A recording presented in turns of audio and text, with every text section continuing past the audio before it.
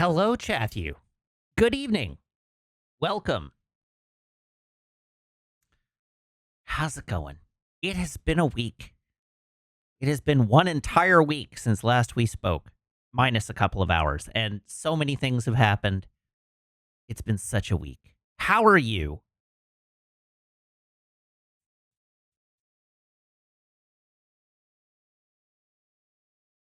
Are we framey? No. You might be framey. We aren't.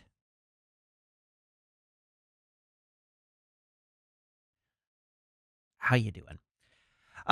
So yeah, what do we have to talk about this evening? Yeah, I had a strata meeting. We had our strata AGM for the first time. That was exciting. Um TikTok disappeared and almost immediately came back. Um I watched a movie and I'm going to tell you about the movie. What else? What else? I finally got some good headway made on painting my Gundam. I'm in the middle of priming now, but I've done a fair bit of the priming. There's still lots to do, but I have done a fair bit of the priming. So that's exciting. I bought groceries for I have forgotten words. I I bought groceries for the purpose of making food, which I was going to do today and then didn't, and and now I have to make it tomorrow. Galtar says Matt just got to Siam last stream, right? Technically, I got to Siam at the very, very end of the stream before last, and I spent last stream in Siam. But it very likely you're caught up. Also, I got the uploads, the YouTube VODs for the Demon Souls, um, up on YouTube. So those will start going live as of tonight. But they've all been processed through and they're up on YouTube. So that's good. Yeah. What else? I don't know. Where do you want to start this evening, chat?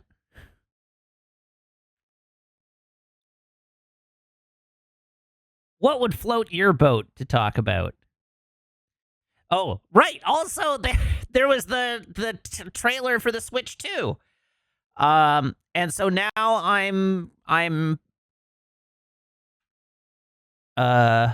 what are the words? I'm trying to decide whether I will honor my promise to play it next or wait until I have a Switch 2 and make it the first game I play on the Switch 2.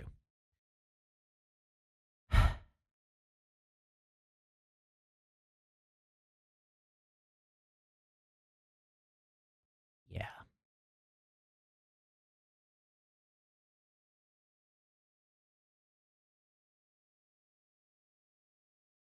What is going on in chat right now?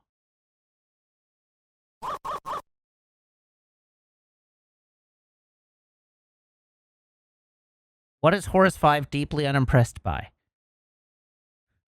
I don't understand what the conversation is about. Oh. Sam says, I don't feel like I can trust the movie opinions of someone who only gave Ronin 4 stars. It was a good movie. It wasn't a perfect movie, but it was a good movie.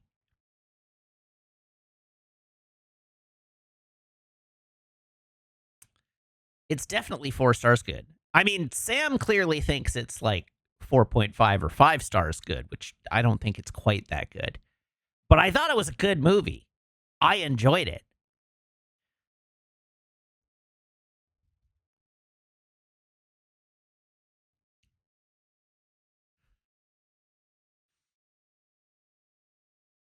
What's it lacking?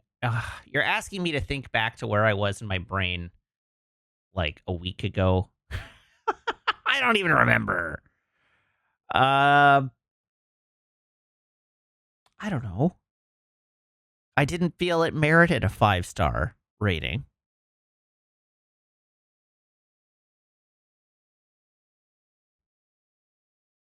Jeez. Speaking of, you know what doesn't? Merit a 5-star rating?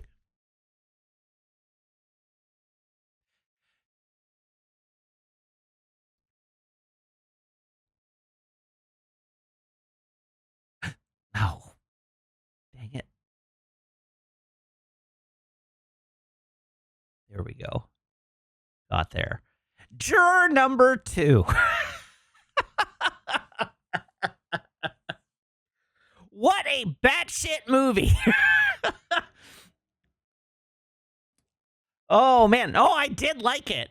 I had the time of my life with it. It was buck wild, and it caught me really off guard. um, so I watched Juror number 2 on Friday night. I was given to understand that it was the new hotness that like new hotness, so to speak. That it had been relatively well reviewed when it had premiered in the fall, and that it was generally well liked,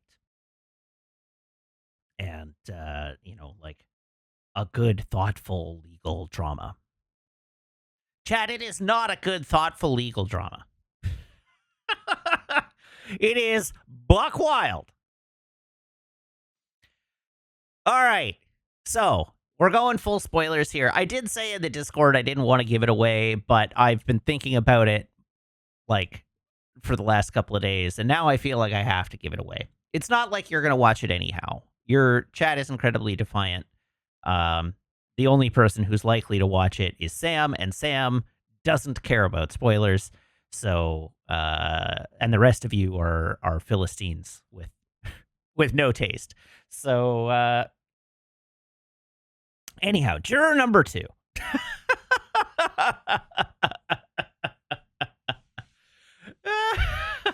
So the movie opens with Beast from the X-Men. You know him, you love him. He was in Beast, he was in The Menu. I can't remember his name. It doesn't matter. Um so he's driving home. Nicholas Holt, that's right, thank you. So Nicholas Holt gets home. He arrives home. His wife is there. She's extremely pregnant. Like extremely pregnant. And God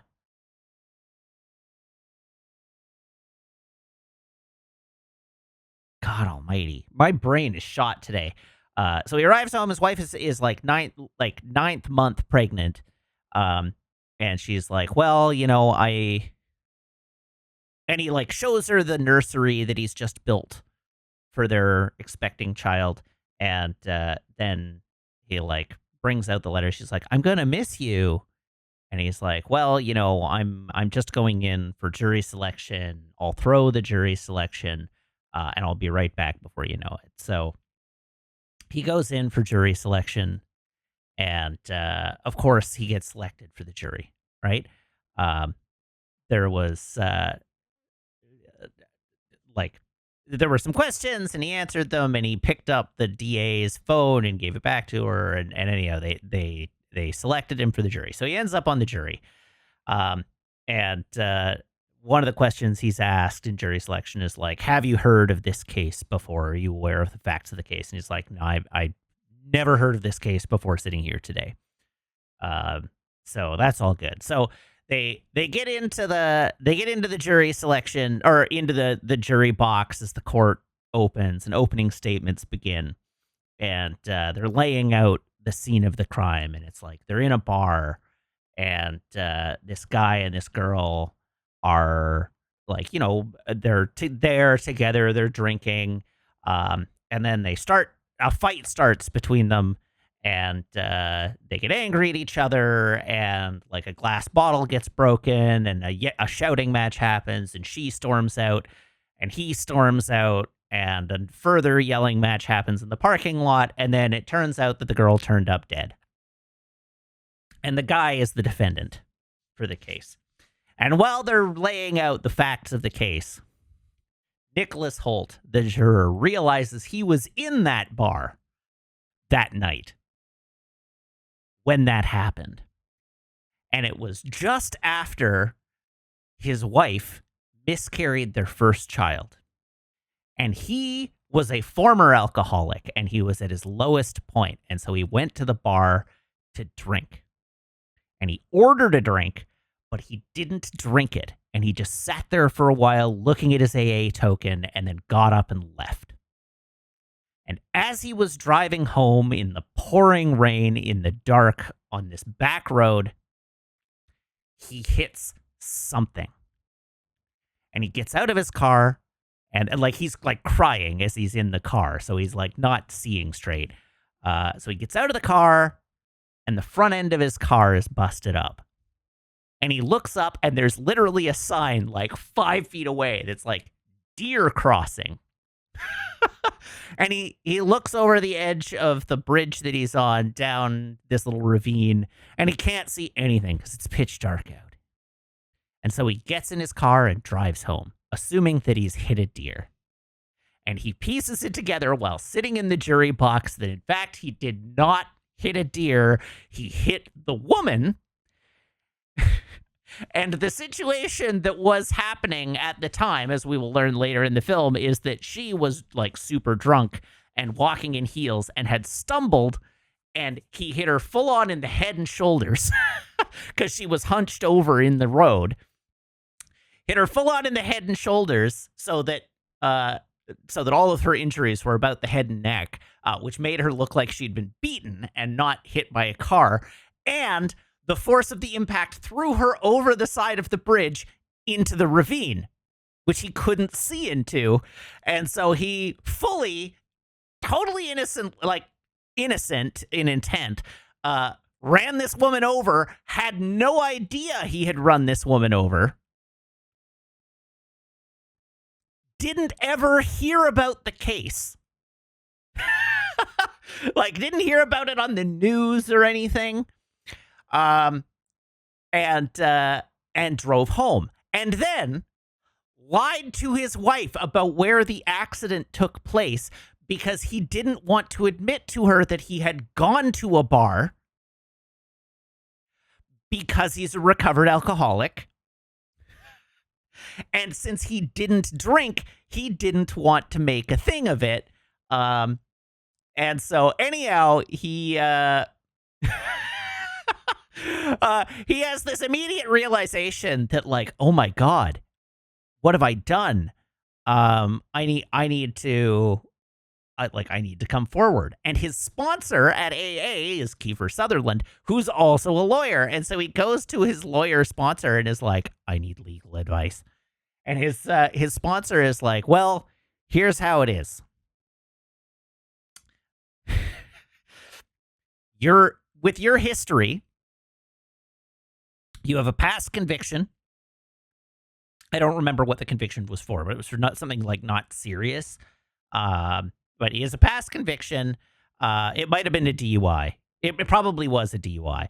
But past conviction for drunk driving. He had just been at a bar. He hit and killed a woman on the road home and didn't report the accident. And then lied to his wife about where he was. And so Kiefer tells him is like, you cannot come forward. They will send you to jail. It will be murder one. You will not be able to defend this. You will be convicted of murder one.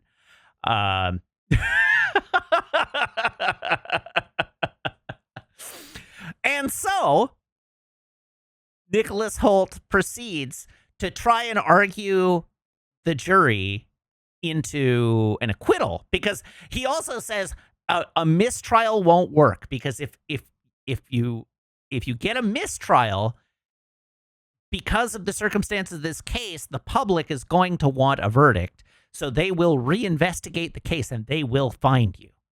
And when they do, same outcome. You go to jail for the rest of your life. Because, yeah, the hard-ass DA is using this case in order to win her election to, like, state DA or attorney general or some such thing.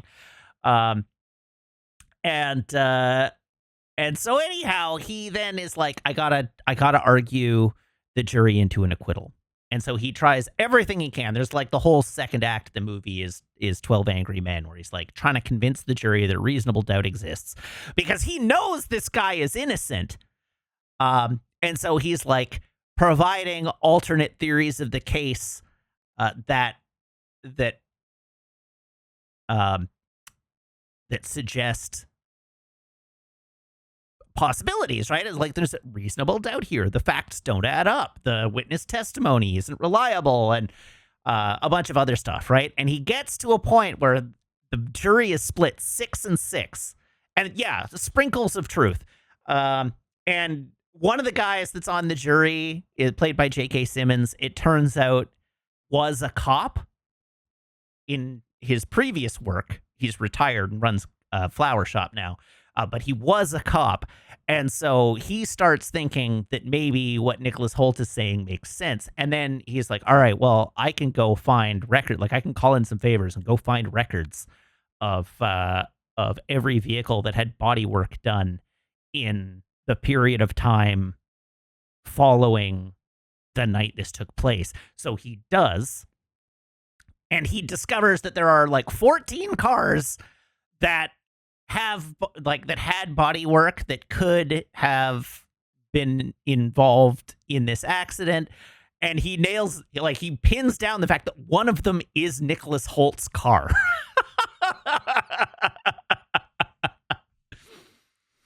Demore says, which importantly he super can't do as a juror. Right. So as soon as Nicholas Hoult realizes he's figured out that one of the cars is his, and the juror is like J.K. Simmons is like, so okay, you're all jumping ahead. He didn't do it out in the open. He secretly investigated the case.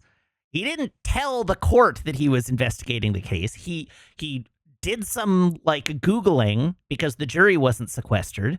So he did some Googling at home and found the information. He called in a couple of favors, found the information, and the first person he told about it at the courthouse was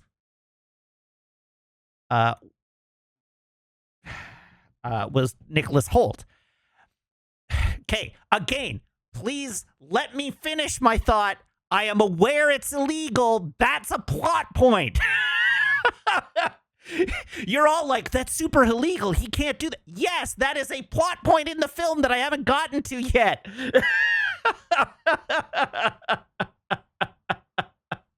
I'm trying to get there, and I'm trying to swim faster than you, and you're not letting me.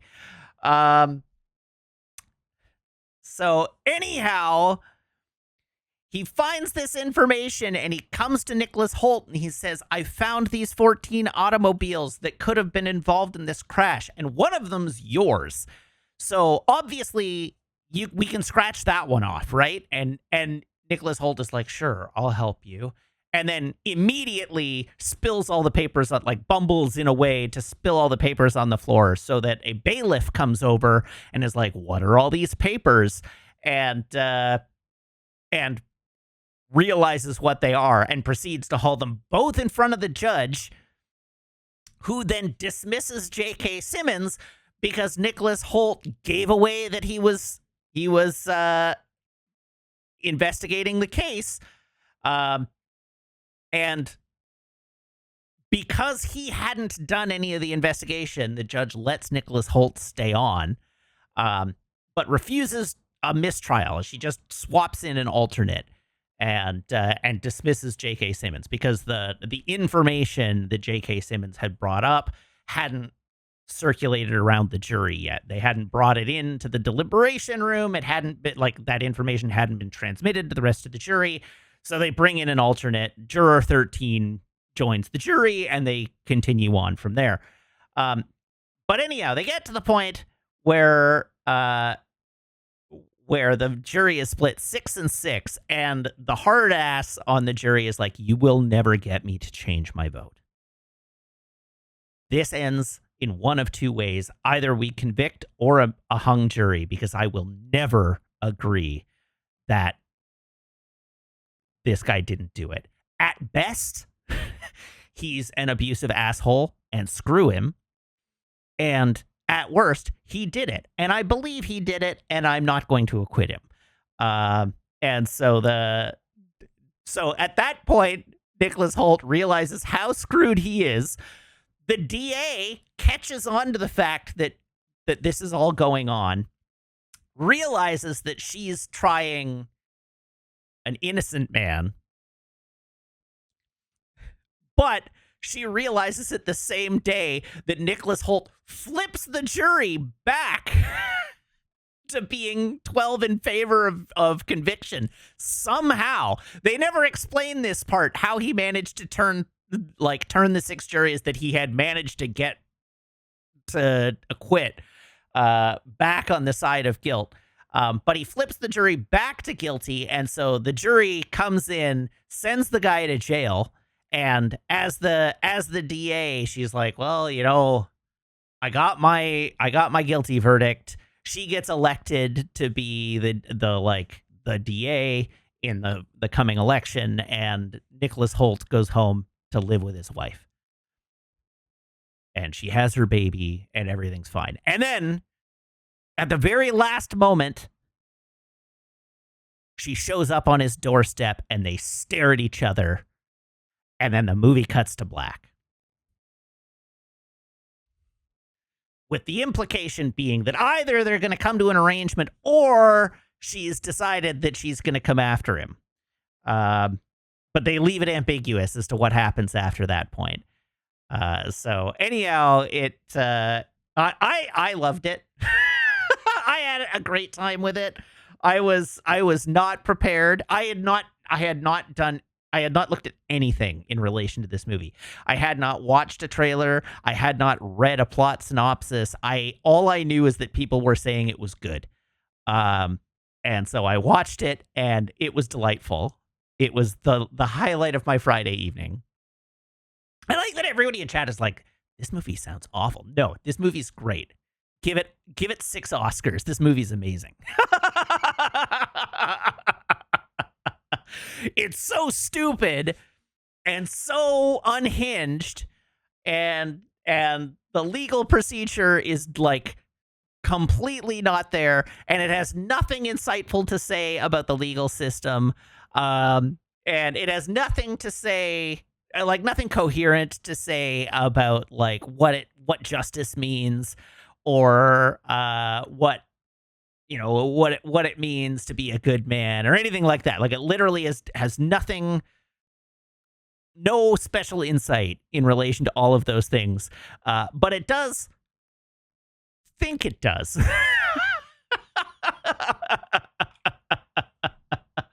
And so in the fact that it thinks it has things to say about those things, makes it kind of hilarious. And I had the time of my life.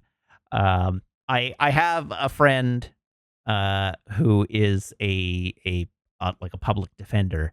Hated it. Mostly because, again, it doesn't have anything interesting to say about the legal system. And I should pull a quote if I can find one. But I had a great time. File it under something trashy.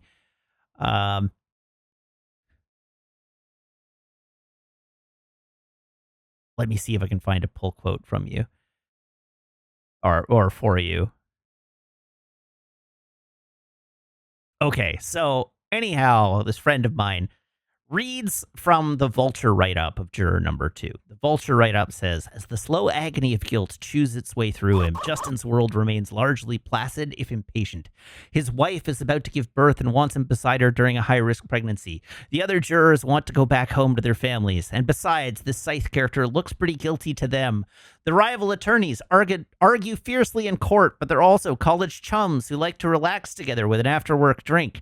Scythe's lawyer is genuinely convinced his client is innocent, but we don't sense that he'll be too torn up if the guy gets sent away. Juror number 2 suggests there's still purpose in institutions, but in some ways, it's the most damning of legal thrillers. One that suggests miscarriages of justice happen not from evil figures pulling the strings behind the scenes, but from ordinary people making ordinary mistakes because life gets in the way. Which this friend says, all of these, this paragraph irks me because all of these are ordinary things about the justice system. Jurors act on vibes and a desire to leave quickly. Prosecutors and defense attorneys argue fiercely in court but pal around after hours. Defense attorneys, even ones who really believe in their clients, have to be able to process losing and get up the next day. All of these make number 2's verisimilitude of the justice system good, but at the end of the day, none of these are what causes the injustice in the movie. What causes the injustice in the movie is a guy in a completely buck-wild, insane scenario that could never happen in real life, acting on some truly nonsensical legal advice from Kiefer Sutherland. He's not an ordinary person making ordinary mistakes because life gets in the way. He's the world's most unique juror manipulating a jury out of a deadlock and into a conviction because he erroneously thinks his life depends on it. There you go. Anyhow, it's a fun movie.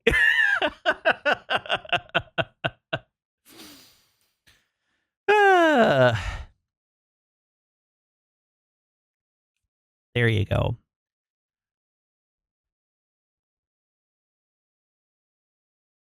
Damn says legal dramas are never about authenticity anyhow. And yeah, you're right. It's not why I watch legal dramas, and I do watch a lot of legal dramas, and it's not about authenticity.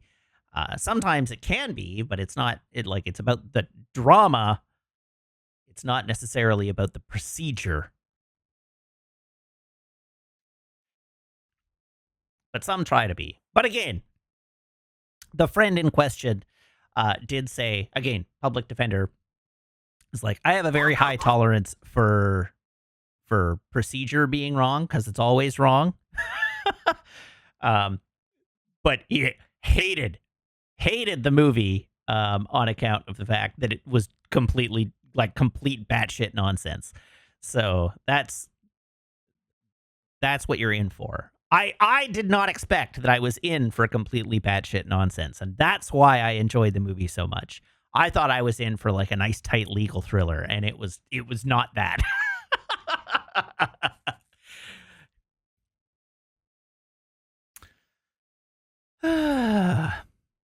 Izandai, we were talking about juror number 2. Okay, so also, the Maricat, thank you for the resub, now for 37 months in a row. Vorlon Scout, thank you for the resub, now for 57 months. Dicey, thank you for the resub, now for 57 months. Myrea, thank you for the resub, now for 31 months. Brownie, thank you for the resub, now for 40 months. Null Cola Ship, thank you for the resub, now for 37 months in a row. And Square Dot, thank you for the resub, now for 46 months. Okay, we are done talking about juror number 2. Right, the other thing we had to talk about was the Strata meeting we had. Our Strata AGM. The first time we've ever done an AGM. A Strata AGM we have not owned for the purposes of an AGM before. What an adventure that was. We live in a large building, right? It's a large building. It's got well over 200 units in the building. You assume association annual general meeting. It's the Strata's annual general meeting. We are required to have one a year. Ed Roach, if you don't know the word, a strata is like a homeowners association for a condo building specifically. That's just how BC calls them. If you all own parts of a single structure, you're a strata. So anyhow, we got into some, we got a view into some hot goss. A condo is a unit owned. What? No. No, that is not correct.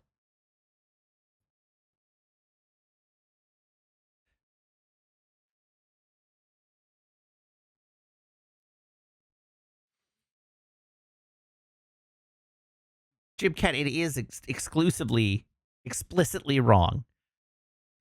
A condo building is a building where the units within the building are for sale. It is not a rental building. The people who own those individual units can, in some cases, if the strata agrees to allow it, rent out their units. But the individual units are privately owned. Chipcat says, think of a rental building, but each unit is owned by somebody. The term for that is think of an apartment building where the apartments are owned by individuals. And a strata is the collective ownership of the building. Yes, it is the council of people who own units in a building.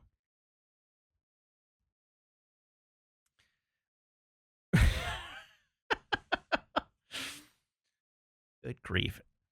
So anyhow, we got a window into the hot goss, which is exciting. The meeting started off with an approval of the year's budget proposal. We learned during the description of the budget proposal that our building is allergic. The owners in the building are allergic to spending money. And that one owner in particular is absolutely a thorn in the side of everybody else. Yeah, big shockers on both of those points. Is that good or bad? I mean, being thrifty to a fault is a double-edged sword, right? Like, it's good to not recklessly spend money on things. It is definitely, from a financial management point of view, it is better to be uh, to be careful about how you're spending money. But as Sniper mentions, if it's to a fault, it's to a fault. And as I was discussing this on the Discord at the time, it came up that many of the points being brought up were of the kind that one might describe as penny wise and pound foolish. So anyhow, we learned that last year at the AGM, which was held in January, the budget proposal was shot down. And the reason that the budget was shot down last year is that the owners did not want to see their strata fees rise, their monthly homeowners fees. They didn't want to see those go up. So there was a mandate from the owners to the council to come up with a budget that did not involve increasing the strata fees and that did not increase the total cost of the budget year on year. And so this council went away and they came back with an updated version of the budget that did not increase the value of the budget and did not increase strata fees. And so all was fine. That was fine. It got approved a month later at the special general meeting that was held, and then they went through the other votes, and that was that. So that happened last year. We learned that the way that they did that is, aside from cutting some expenditures, they reduced the amount that they were contributing to the contingency reserve fund, and they reduced it by, I don't remember, they reduced it from like 18% of the total budget to 15% of the total budget. And then at the end of this year, because they were very careful about who they contracted and what they did, they ended this year with a budget surplus. And so they took the surplus money and they used some of it. I don't remember what exactly part of it was used for, but they took half of the budget surplus and they put that into the contingency reserve fund to make up for the amount that they they down like the amount they reduced. So we didn't get quite all the way back to 18% of last year's budget into the contingency reserve fund, but the contingency reserve fund is healthy. And we put more in it than we had expected to based on last year's budget. So that was how that all went. Um, and so this year, or the council proposed a new budget that was exactly the same bottom line dollar amount as last year. It had to the cent. The actual proposed budget was to the cent the same dollar value as last year's budget. So no increase in spending. And the budget was arranged in such a way that, again, there were no increases to strata funds this year, or strata fees this year. So again, we got a second year, no increase in strata fees. So all of this is fine, right? And that's basically good, responsible financial stewardship. But of course, some things have to cost more.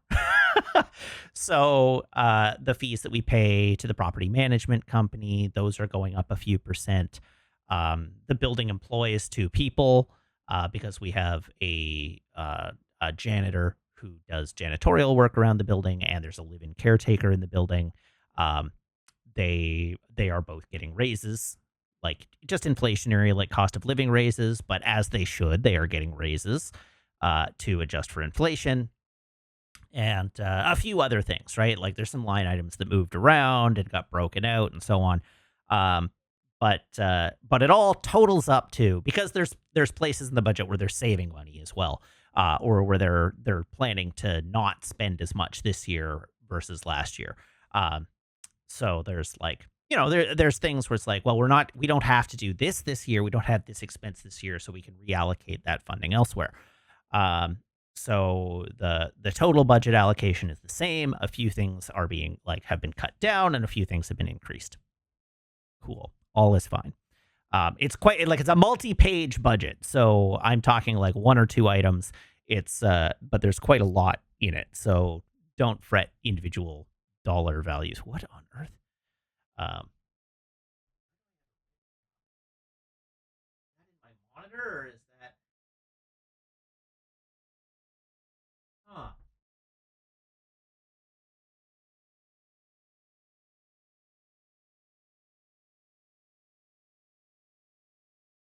There's a tiny red dot in my capture, and I don't know where it came from. See this tiny red dot? I imagine you can see it. There's a tiny red dot. Now it's going to annoy you for the whole evening until I figure out where it's coming from.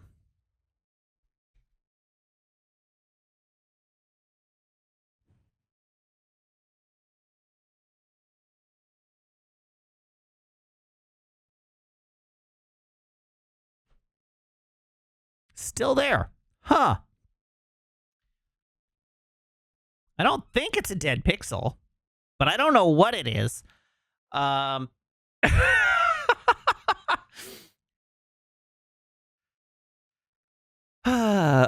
Okay, so anyhow, where was I? So, oh, right. So, anyhow, like the budget has been adjusted. And our one person. So, to start off with, the chair of the Strata Council is like, I would like to just review the budget. I'm just gonna walk you through everything that's in it. Please hold your questions, and we'll talk through individual line items and answer all your questions after I've reviewed the budget proposal. But just let me talk through the budget proposal. So about halfway through, this person interrupts and is like, the budget is different. And the chair is like, yes, but it is the same amount. Like the bottom line is the same. And strata fees haven't increased, which were the directives we were given by the owners last year, is that the budget shouldn't increase and strata fees shouldn't increase. So it's those are the same. Um, and she's like, but why are we paying the management company more? And why are we paying our employees more? The numbers are different. And that money is coming from contingency. And the chair's like, no, this is what we did last year, and we have replaced some of the money this year from our surplus, and we will do the same again next year if we are able to carry a surplus. But we made no promise that individual line items wouldn't change. That's not realistic. And then this person like started digging deeper. Like we should be re-examining our contract with our property management company. And council is like, well, if you want us to, we can do that, but that's going to be a much more significant conversation that we're not going to solve tonight. And again, this is a meeting that has like 100 people in it, right? The amount of change in the property management company's fees is like $1,500. And the amount of change in the salaries for our janitor and our caretaker is again like $3,000. Like it's not a lot of money. The budget is a 7-figure budget. We are talking about a tenth of a percent of the budget. And there's like 100 people in this meeting. And this person is like, you're making it sound all rosy, but we're taking from the contingency fund. And the chair is just like, yes, because you told us to do that last year. And so anyhow, they talked it through a bunch, and I'm sitting there as we're quibbling over like $3,000, looking at the number of people in the meeting as this argument is going on for like 10, 15 minutes. And I'm like, we have spent so much more money just in terms of people's time on this meeting than we are saving having this argument. Or than we even could save by having this argument. But also, we should not be. Yeah, I mean, she's retired, so her time is free.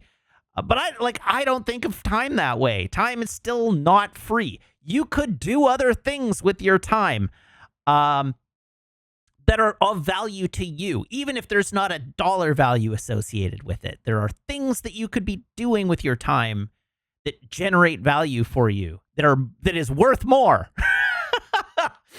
than the thousands of dollars of people's time we're spending arguing about whether or not we should give our live-in caretaker a 2% cost of living rate. Like, and so anyhow, this devolved extensively to a point where she was like, why are we employing these people anyhow? We should just make them contractors. And we're all like, everybody at this point is like pulling their hair out. I've spoken to several people in the building since then who were all like, oh my God, because you cannot, in fact, there are laws. It is very difficult to take a person you employ full time as a person, like as an employee, and convert them to a contractor. That is very difficult to do. For reasons. There are good reasons that it's difficult to do that. There are also very, very strict rules about what can be considered a contractor in the first place. And you would have a very hard time arguing that your live-in caretaker is a self-employed contractor. Normally, things that define like whether you're a contractor or not are like, do you have your own equipment?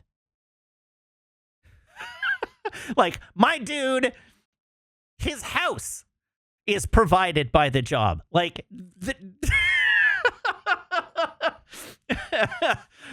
he's not providing his own equipment.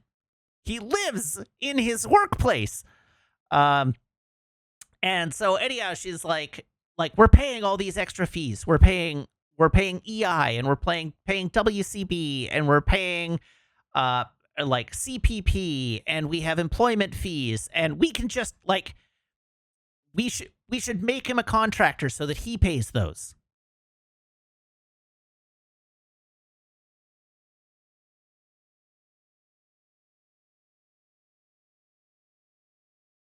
I I'm confident Zandai has already seen the problem with this. That's right. With what money, Janice? There's about $10,000 worth of employment fees associated with employing this guy. Um, do you think that he's just going to absorb those fees and pay them himself for the privilege of living in this building? Sorry, for the privilege of working for this building.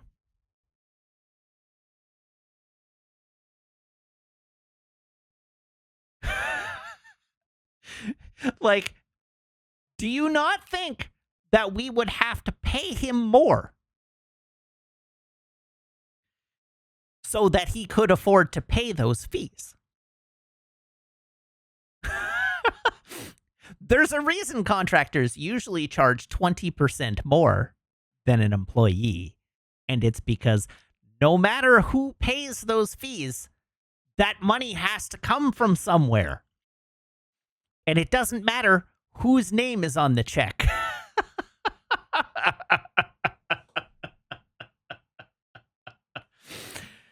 So anyhow, she got to prattle on about this for a while, and then eventually the council, or the owners council, voted on it, and the budget passed. Our employees, our remaining employees, they are getting raises. Everything is fine. But it was an adventure to get there. So then the initiative voting starts, because we had a handful of initiatives on the that needed to go to a vote. First one of the units on the ground floor of our building, and there's a few units on the ground floor of our building. One of the units on the ground floor of our building has a fairly sizable patio. And on one side, it has a 6-foot fence, but on the other two sides, it just has shrubs. And this has been a problem. This has been a problem because people break into their patio all the time by hopping over the gate or hopping over the shrubs. And so there was a budget initiative, sorry, not a budget initiative, just an approval initiative on the docket for a vote, where the unit owner of this unit, at their own expense, so not costing the strata 1 cent, and with specific plans to like take the existing 6-foot fence and extend it along the other two sides of their patio, but in a way that doesn't actually touch the side of the building, so that it doesn't affect the structure at all. And it will be behind the shrubs, so it's hidden from view. But a 6-foot fence around the patio for security at their own expense.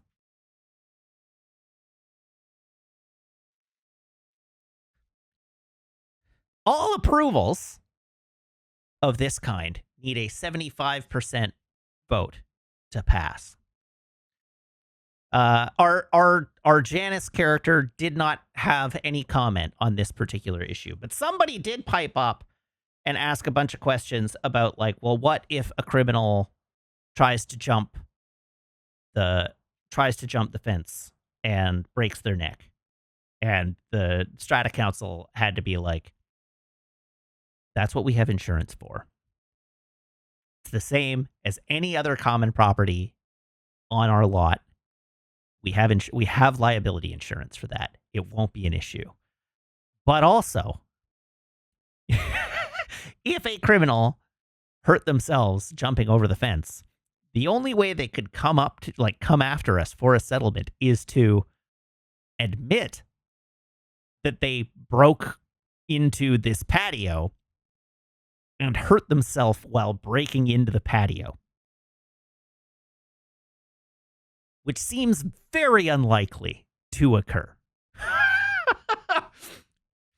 Like, they're probably not going to admit guilt and sue us. Like, it could happen, but it's not going to happen. Anyhow, this will cost us nothing. It will look exactly like the fence that's already there. Please vote. Defeated. For the second year in a row, apparently, defeated. The vote went 61% in favor. It needed to be 75. We don't find out on what grounds. It's not a vote where people say why they voted. It's a hidden ballot. But 61% in favor, defeated.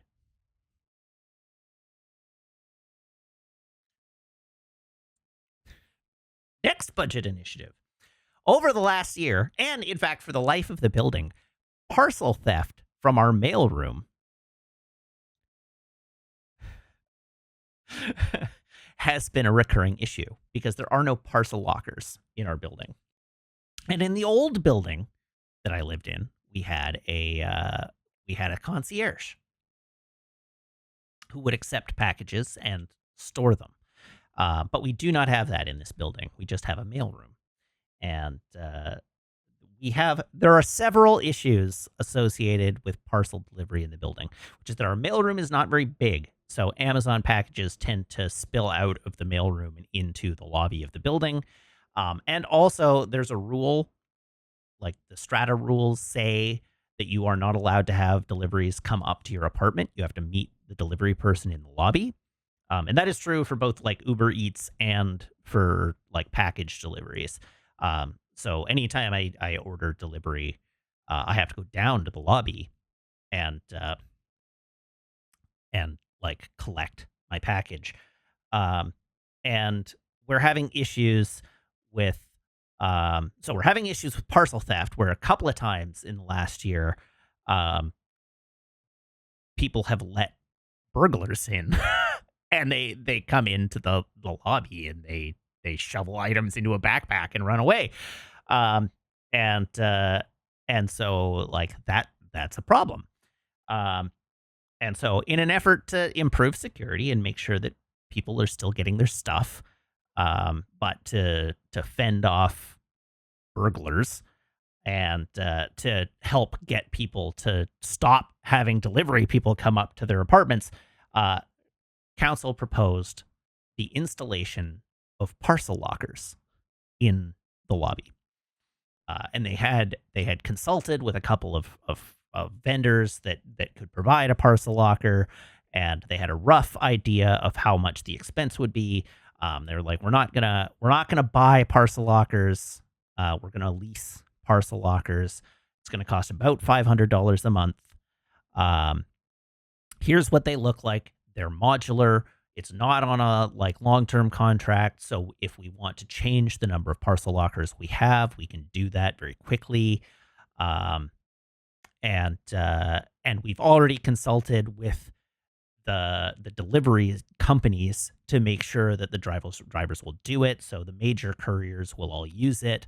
And they're aware of it. And it has, because we already have your phone numbers from the buzzer codes, it will have your phone number. So when you receive an item, you will get a text message telling you that the item is there, because we have found that the delivery drivers are not reliable at letting people know that packages have arrived. So you will receive a text message when your package arrives. You'll receive a second text message 3 days later if you still haven't picked it up.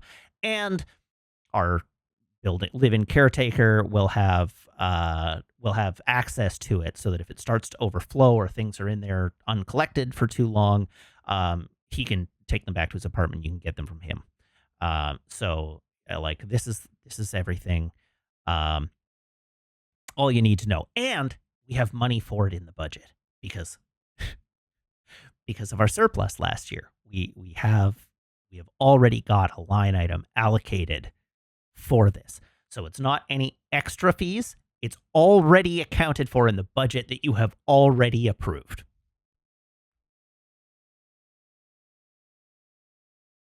Defeated.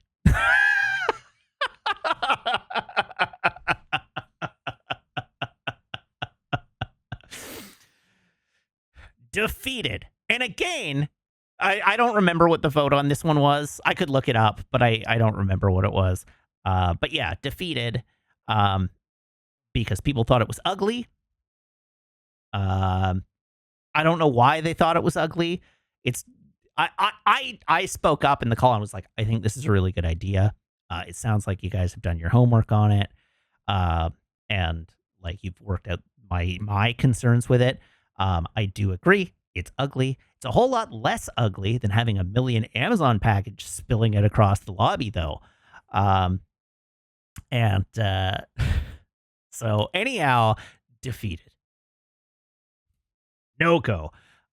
And so in the week before the council meeting had happened, they had put blue tape on the floor and the wall to show where this parcel locker was going to be.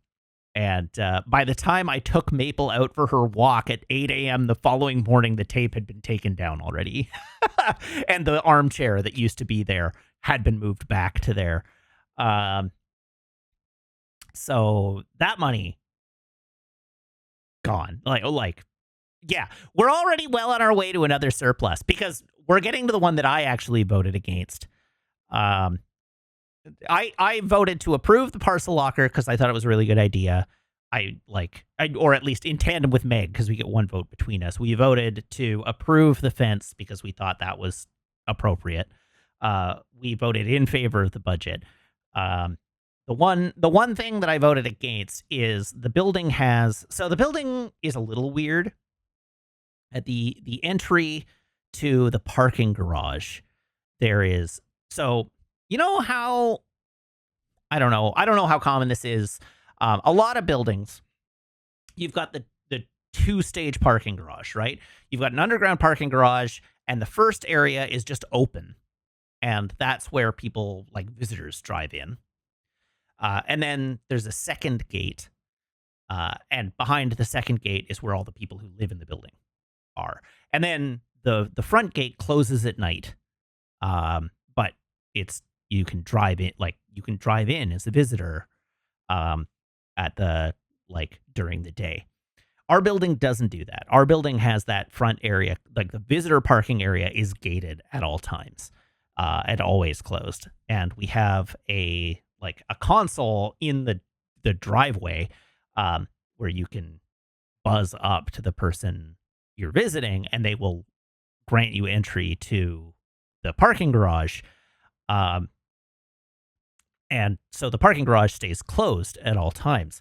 And our our I can't remember the intercom system on the parking garage has been broken down for 2 years. It doesn't work.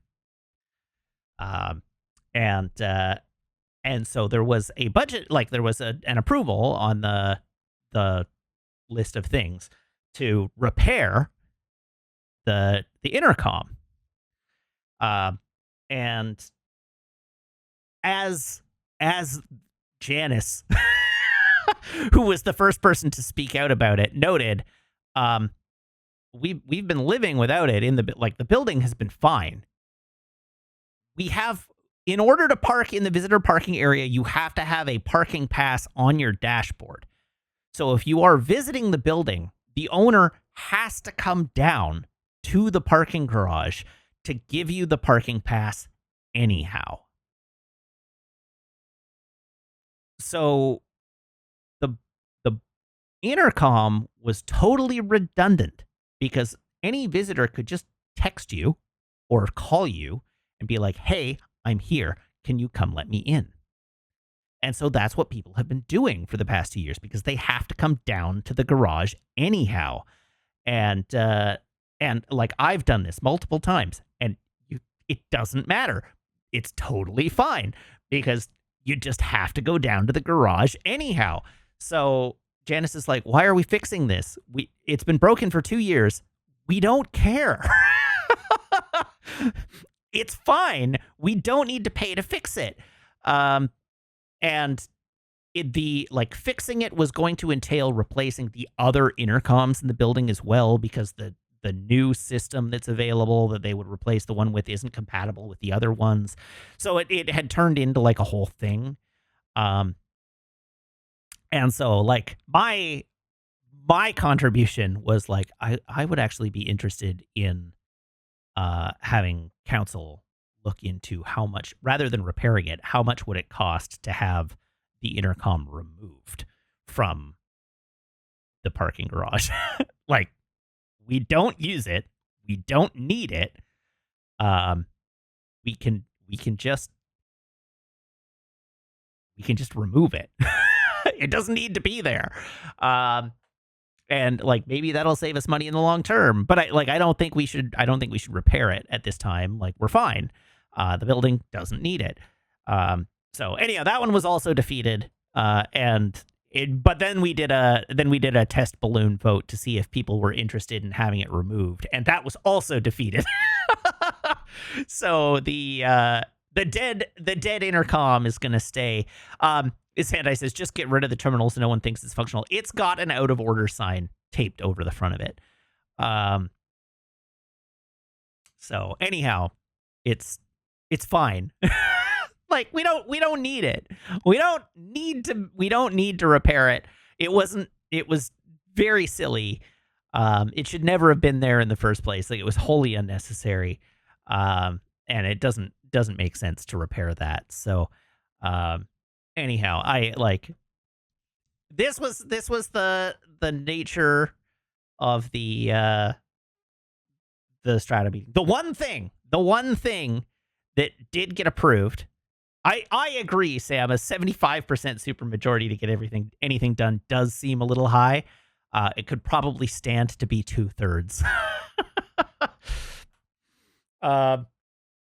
But the one thing that did get approved is we have to have a mandatory engineering report done this year. Mandatory. We're not allowed to not do it. That got approved. For some reason, it was mandatory, but it was still up to a vote. But the vote passed. Not without debate, though, for the record. It occurs to me there was some debate about that because so the engineering report has to be done, and legally the money for that engineering report as a one-off expense incurred by the strata has to come from the contingency reserve fund. That's where it is supposed to be paid from. And in this case it was Janiscane is like, why are we taking it from the contingency reserve? And the council had to be like, because that's the law. And Janice was like, well, we shouldn't. We should be budgeting it. It's operational. We should be budgeting it. And like, no, Janice. The Strata Act of British Columbia dictates where this money has to come from in our budget. The Strata Act of British Columbia says that this has to be paid for out of the contingency reserve fund. And we will be paying it back into the contingency reserve fund as we pay it back. But it has to come out of that fund by law. And so she hemmed and hawed and like ultimately was like, well, fine. But I don't like it. So anyhow, it was approved. I don't remember if it was unanimously approved. I think it might not have been. But it was enough to pass. It got the overwhelming majority of votes. So anyhow, that was my very first Strata AGM, and then Meg joined council. So Meg is now on our Strata council, and gets to provide. I get a secret glimpse into the hot goss that I'm not allowed to share. There has not been any particularly spicy hot goss yet, but I will get to see the hot goss apparently, or I will get to be told about the hot goss. Yeah, hot goss that I should definitely not broadcast to the internet. So anyhow, that was my very first Strata Council meeting. It was a delight. It went basically exactly how I expected it would. And now I can say that I've done that.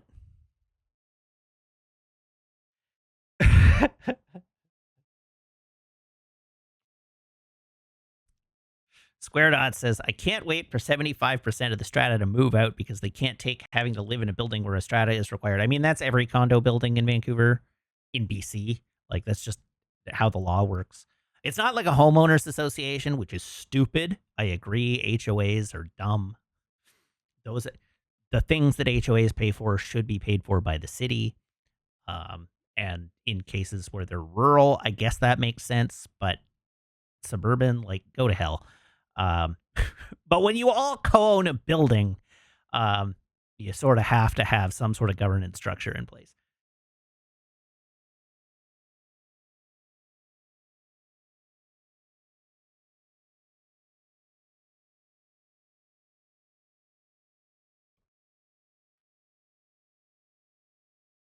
But yes, the 75% threshold does seem high.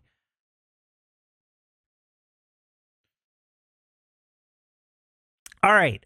That's that. Let's move on. We should do our clip review, and then we should get to playing a video game because the night is rapidly progressing here. So let's do that.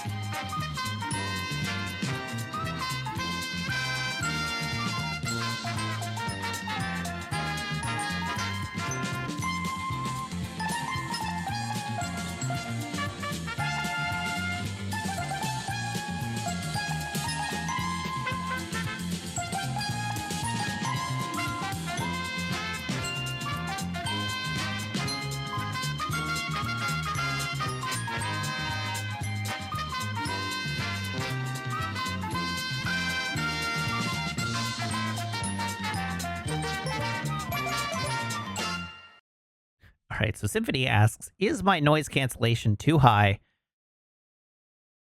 I'm getting clipped off a bit. Maybe. It might be.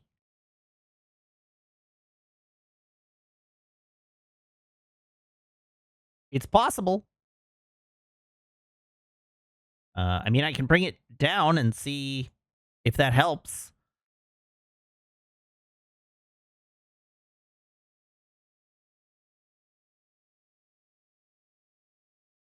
Let's try that.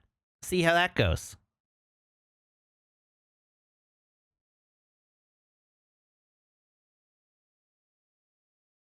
Every time I duck to the side or when Meg visits. Well, I mean, that makes sense. I mean, I did want it to cut more of my voice when I'm further away. I wanted it to get less of the ambient surroundings, but I've reduced my threshold by a few decibels. So maybe that'll help stop some of the clipping off.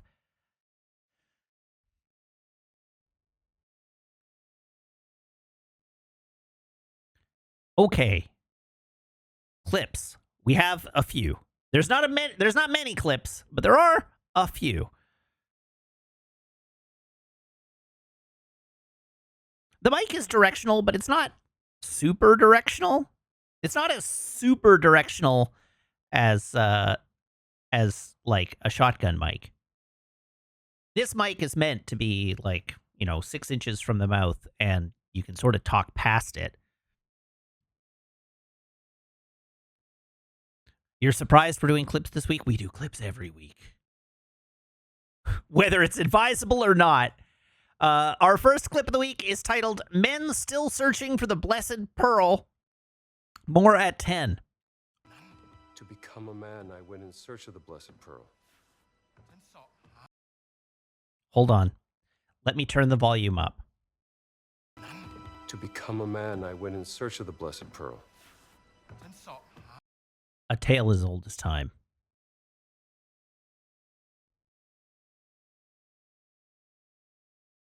This clip is titled Only a Test, and it comes to you from Cyanide. This is a test. This is a test.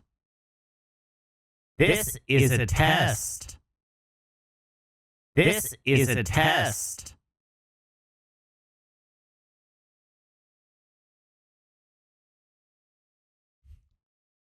This clip is titled Reach Around. So, yeah, you basically have to give your toilet a reach around. Under the skirt. And you get up under the skirt with a pair of pliers and you just feel around for the little nubbin. And then once you find it, you grab a hold and you don't let go. Sounds like my first time.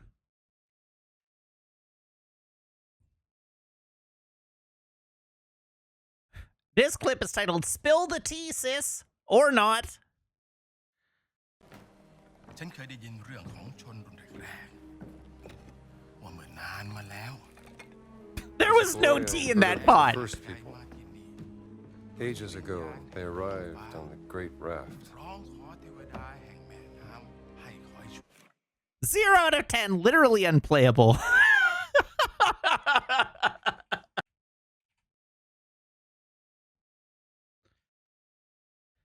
And finally, our last clip of the day, Synchronicity 107.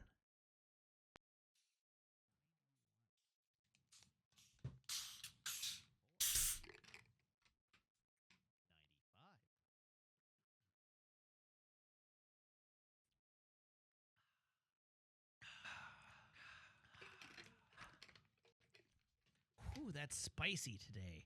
What mic you on, my dude? How many levels of microphone are you on? I am on mic 5. Synchronicity 107.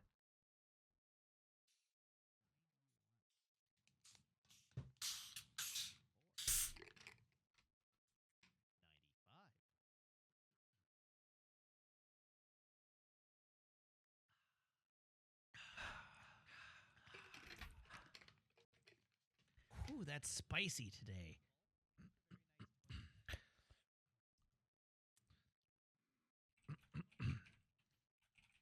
Actually, chat, if you look very, very closely, the orange. This clip has gotten very long. I do look a little more gray today. I'm not sure why that is. It's just the auto white balance doing its thing. Synchronicity 103 sounds like an easy listening radio station. You're listening to Synchronicity 103. You know what it is? I've been on a new blood pressure drug. I do regret since Sunday. switching directions. And my blood pressure is down 15 points. Kaldar says the nose wipe every time is pretty funny.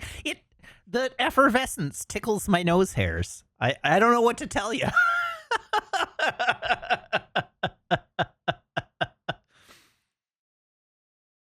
Alrighty, that's the clip review for the week. That was it. Y'all were slackers. Especially Damn I Am Pretty. So let's go back and do our traditions, and then we can play a video game.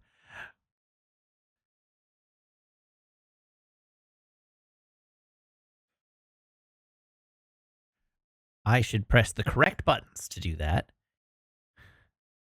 Here we go. All right. Yeah, that one.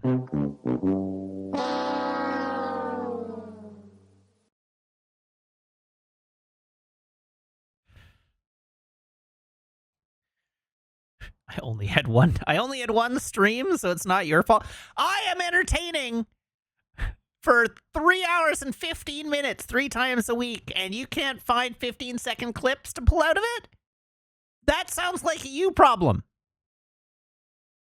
I don't know what to tell you, chat.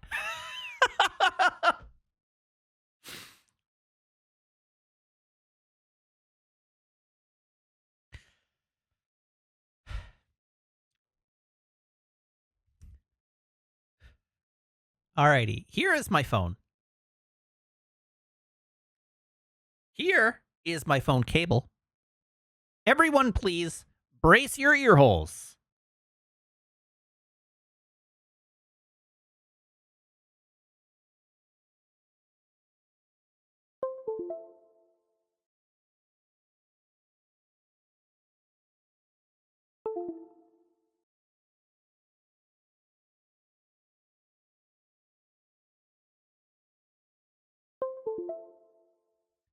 There we go. Did we ever find out what the audio issue from TNG...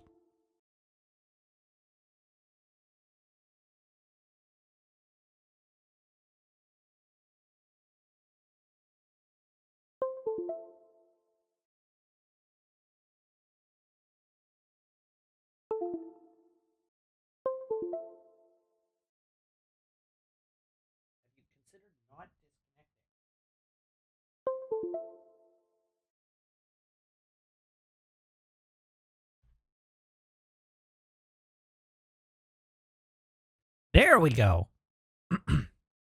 Now it's working. Maricat says, did we ever find out what the audio issue from TNG was about? The answer is, I think so. I think it was an audio driver issue, and I have rolled back my audio drivers to the previous version. So hopefully this week it will be fine. If it is not fine, I will have to dive deeper. And I do not relish the thought of having to do that. But,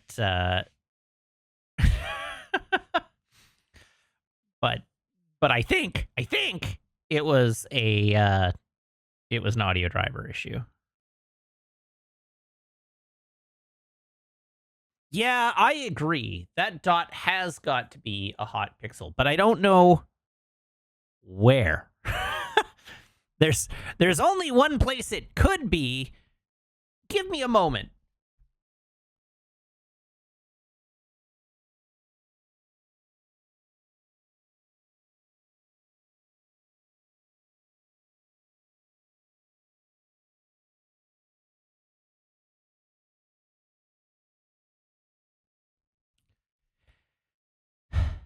It's on my camera.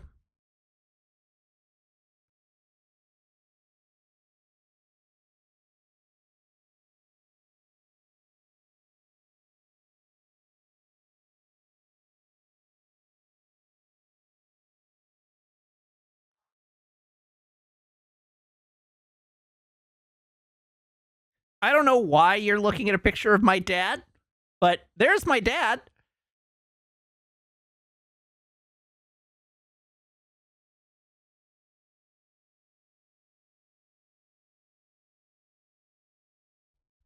That was slightly a lie. I do know why you're looking at my dad. I'm not doxing my dad. My dad has appeared in at least one Loading Ready Run video prior to now.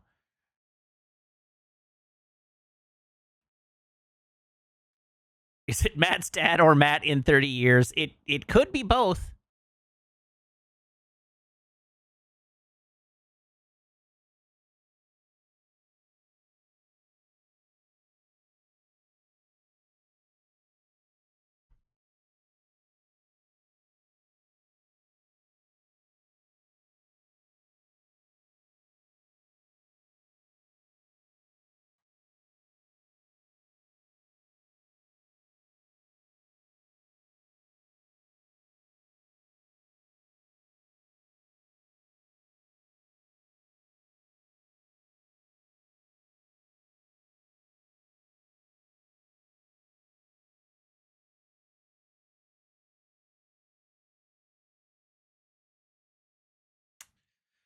Well, I don't like that. That's an expensive camera.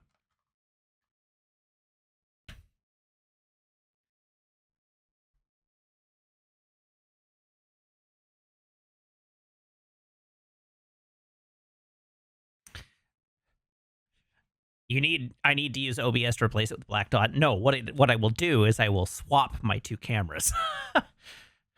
You can pretend that it's not there for now, and I will swap in NASA cam for this cam at a later date.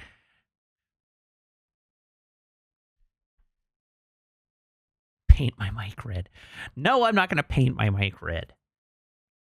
Oh, but there is one thing I could do that actually obviates the need for me to...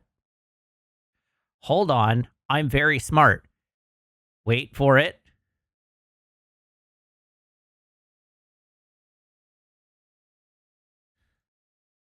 Victory is mine.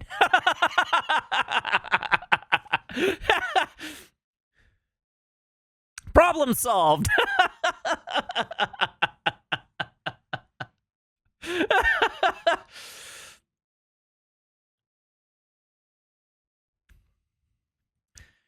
Yeah, everybody praise crop. Praise crop. All right, my phone is plugged in. Garcon, can I have a drum roll, please?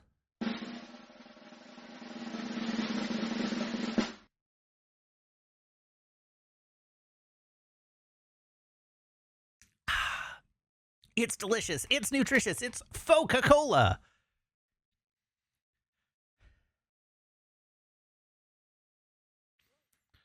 There we go. I see now. Now, what I really ought to do is create a Ko-fi goal to replace the camera with a camera that doesn't have a hot pixel.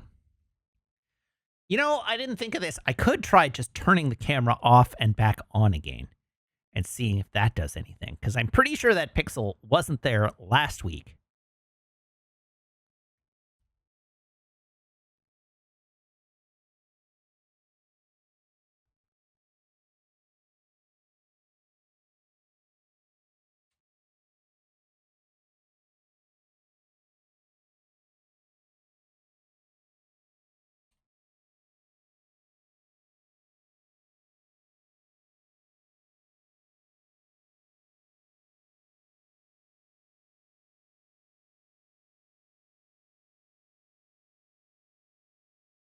Damn.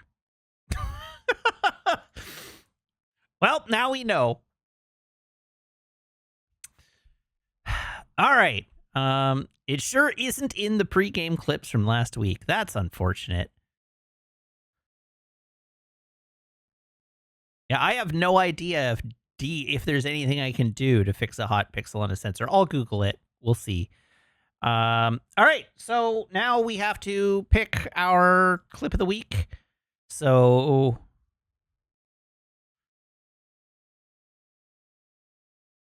I'm voting. Who will win?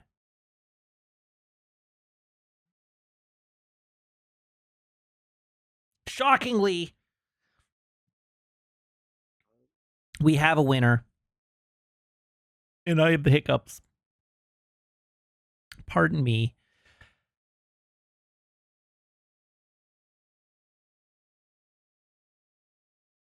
All right, let's do the thing.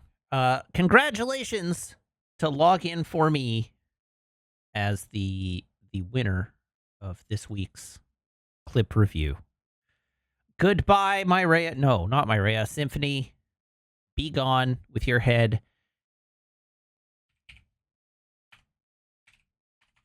Uh-oh. Log in. Are you on the Discord?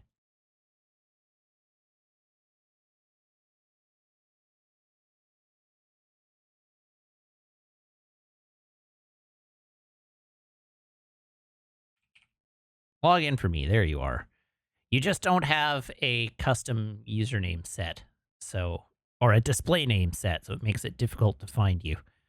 And now I can change your role in Twitch.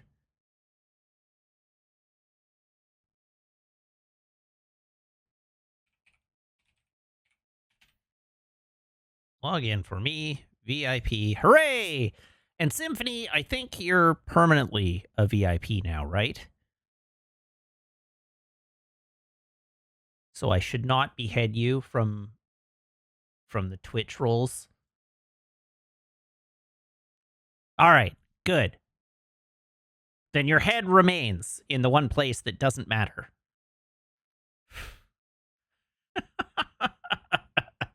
The place with no rights or responsibilities. All right, let's play a video game.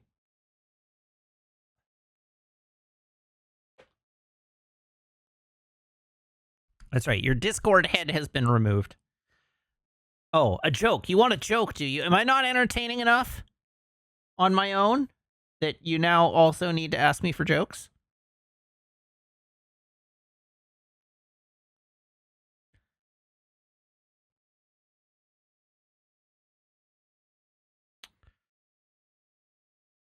Okay, let's see what I can find here.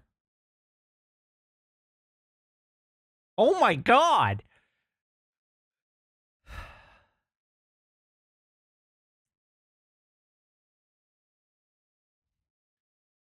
I don't think I can read that.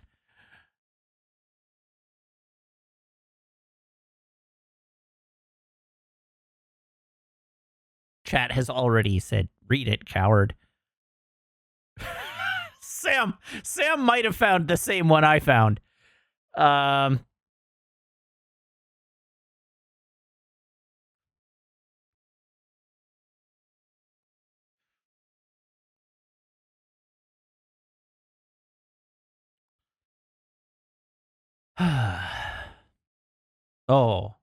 I tried to do my own taxes this year, but I just couldn't get into it.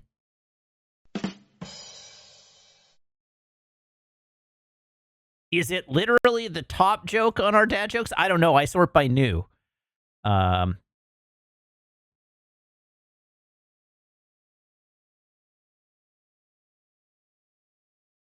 No, it is not at the top of hot.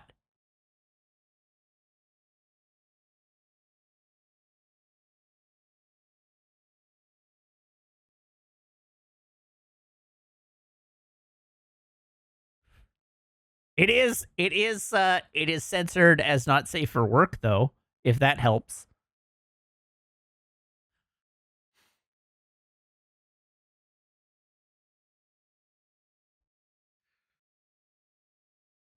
All right, there you go. You got your joke. All right, and I found it.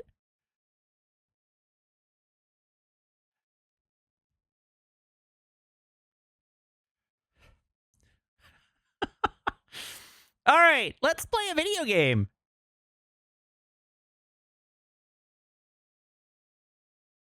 You're about to hear a loud noise. A very loud noise indeed.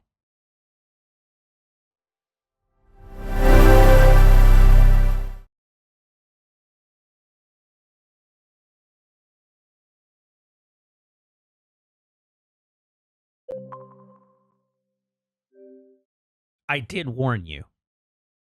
Oh, hooray! My controller needs an update. What a great future we live in.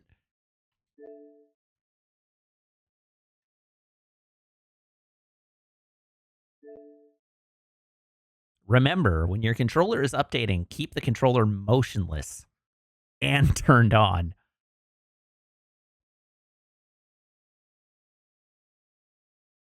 Sounds like my first time.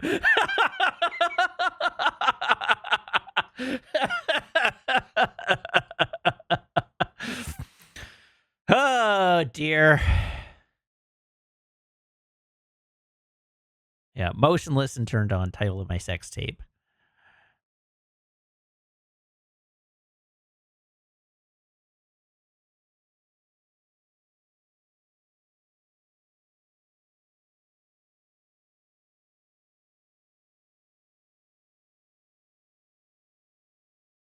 I should watch Ultraman Rising, hey? I will bear that in mind. I don't have any particular attachment to Ultraman as a franchise. I know very little about it. The extent of my Ultraman knowledge extends basically exclusively to episodes of Superhuman Samurai Cyber Squad that I watched in the 90s.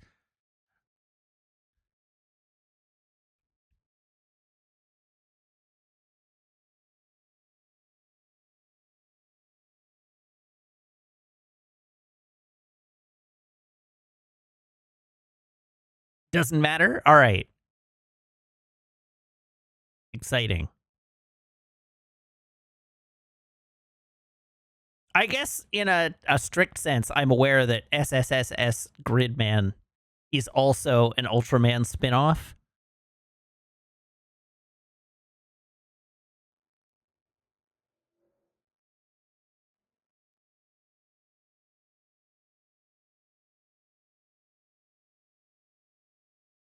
What's it actually updating about my controller? Great question. Your guess is as good as mine. Oh, you want to know a fun fact, though? This is maybe not actually a fun fact. This maybe qualifies as an unfun fact. This controller that I'm using on my Xbox Series X is the very same controller that I got the same day that I got my original VCR style Xbox One. This controller lives on and has lived on now through 3 different Xbox console iterations. I used it. It's up. It doesn't have to be up motionless now. It's updated. It is. This was used all through my Xbox One years. This is the same controller I played Alien Isolation on. This controller was all through the Xbox Series X, or all through the Xbox One X, and now all the way through the Xbox Series X. I want everybody to honor this controller based more or less exclusively on how many PlayStation 5 controllers have I been through. I have so many PlayStation 5 controllers around the house because they just keep breaking on me. This one, built like a rock. The only issue with this controller is that the right stick is a little bit sticky.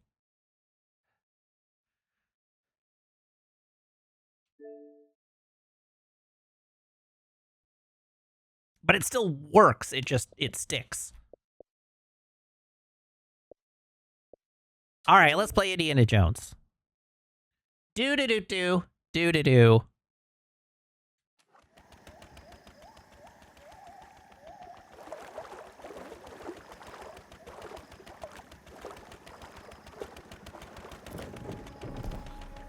Okay, what are we doing?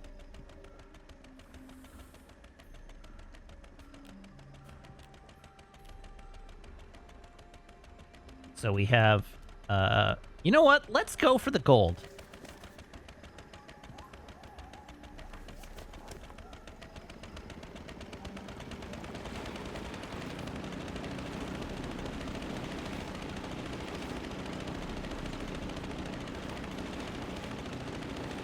Hi, Gina. I can keep breaking PS5 controllers until morale improves. I don't even treat them that harshly. It's not like I'm beating on them.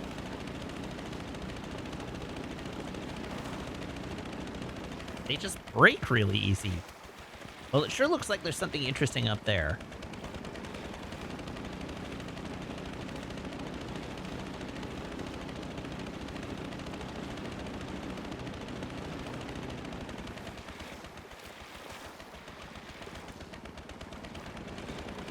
How's my Switch controller? Switch controller's fine. My Joy-Cons are fine. I have no drift on my Switch. It's a launch day Switch, and I have no issues with it. Be careful, Jones.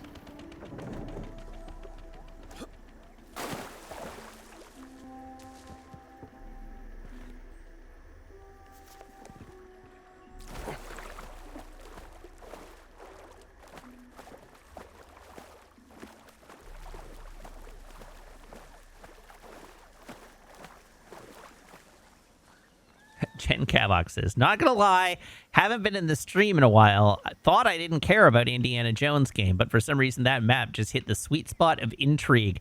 Yeah, bad news, this game rules. It's super fun.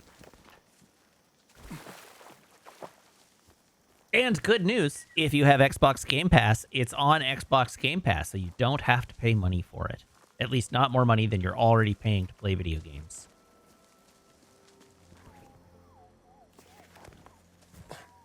And of course, you are on Xbox Game Pass, right? It's the best deal in gaming.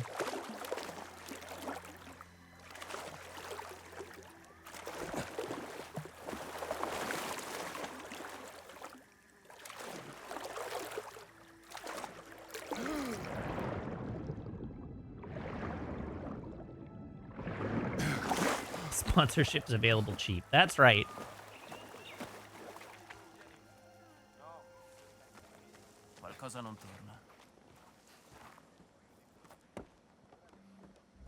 If you want me, if you own a business and you want me to read some ad copy, I will read it. Apparently I need new cameras, so I'll read whatever you put in front of me. This sponsorship brought to you by NordVPN.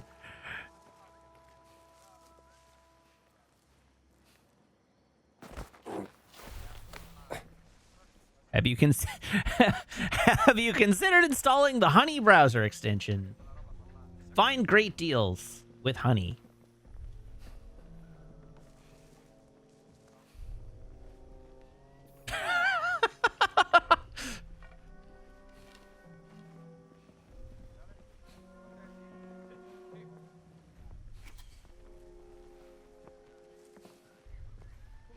Something wanted me to take a... Oh. Oh. Have I been able to do that this whole time? And I didn't know?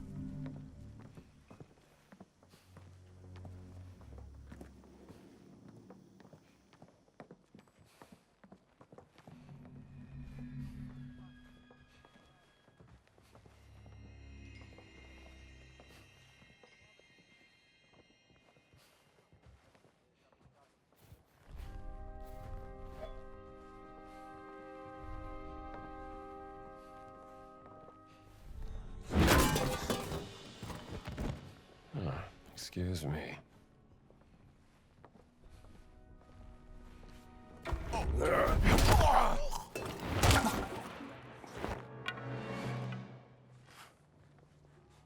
Am I an Omega Ring Xbox insider? Insider? I hardly knew her.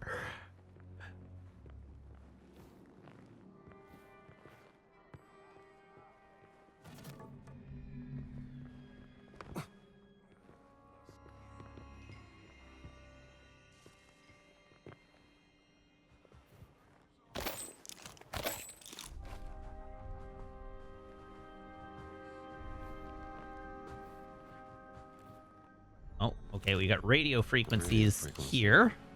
Might be something for Gina.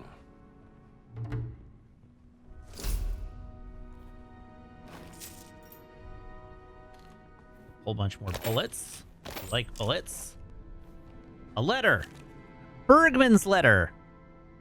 All right, dear mother, since you never write me, I guess I will. I want you to know that I have been traveling the world with Herr Voss, a distinguished archaeologist in the SS, as his personal driver and bodyguard. He even calls me by name, Bergman. Do you remember the day Father taught me the Apperschnalzen? I have been thinking of that moment a lot. The rhythmic cracking of whips driving out the evil powers of darkness. I know what you are thinking. What is that awful boy up to? There must be something wrong in his head. Isn't that what you used to say? Maybe there is, Mother. Maybe that is why I became a race driver. Maybe that is why I drove that burning car across the finish line and ruined my face. I was doing the Apperschnalzen, you see, and one day the crack of the whip will sound around the whole world. With love, Bertram Bergman. Boss's driver. The silent guy.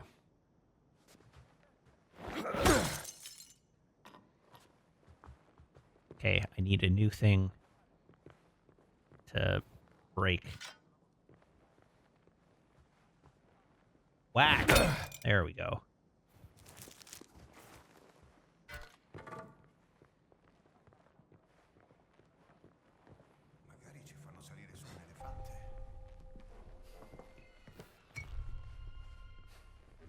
Oh, what a jaunty hat this guy is wearing.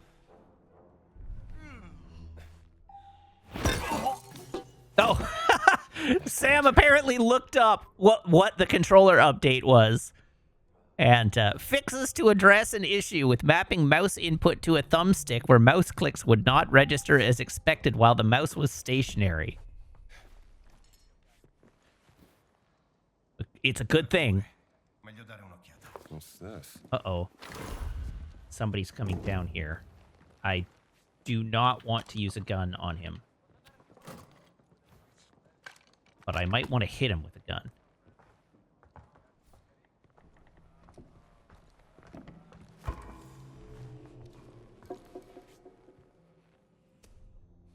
Chissà cos'era. Che strano.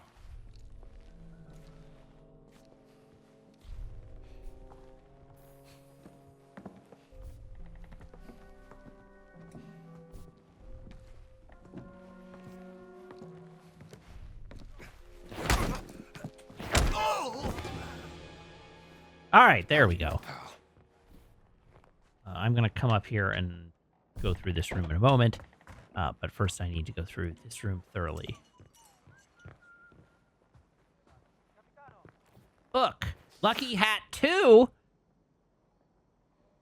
The cooldown of Indy's outfit's fortitude is cut down by half, allowing the Lucky Hat ability to recover faster. Handy. Could learn something from this. Cash.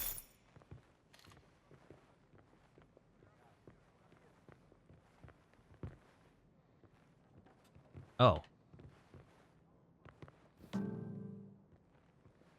Will the guitar break the box open? Haha! It didn't even break the guitar!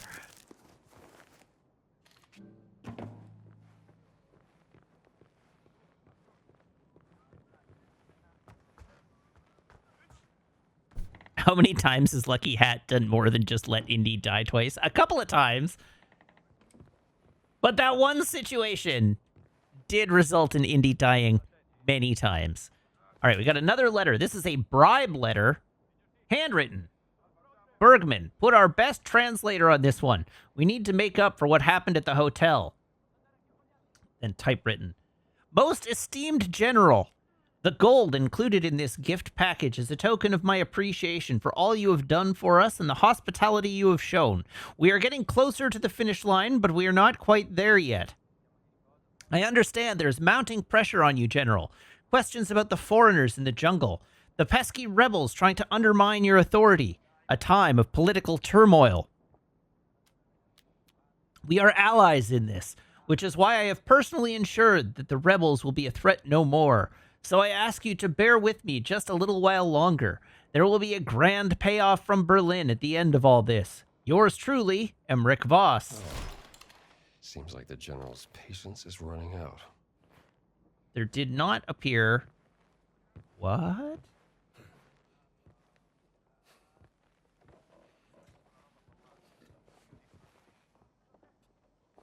Oh. Okay, that looked like a hat I could pick up. Okay, we got some cash. We have... So there didn't seem to be a hint in that letter. Oh, medicine bottle. Sick villagers.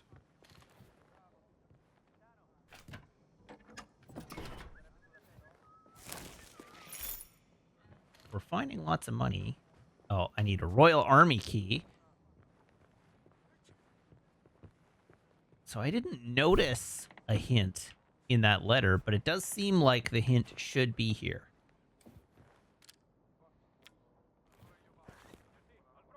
So let's have a look. We have the bribe letter. Letter from Voss.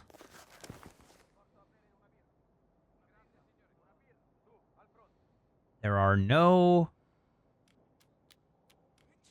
numbers in this letter.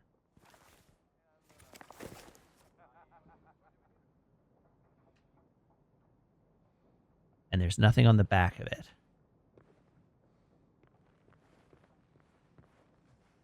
So there's probably a piece of missing information.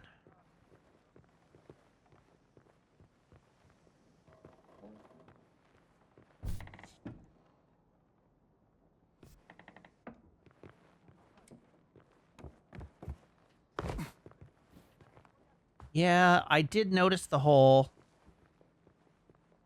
But it does feel like this is just an alternate route in.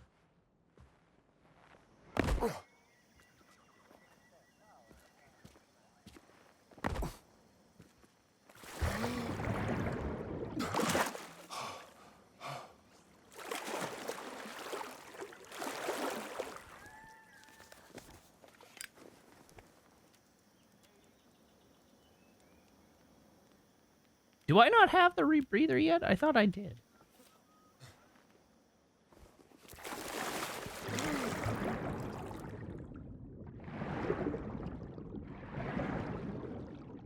Oh, God.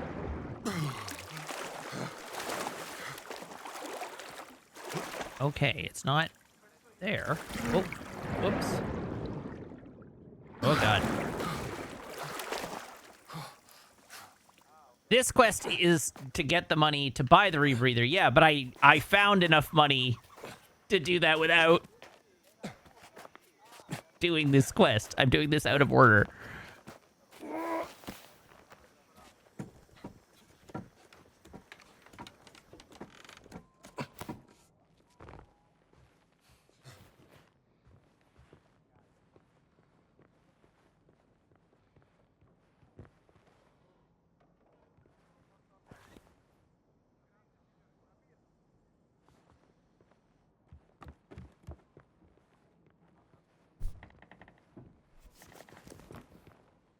Oh my god.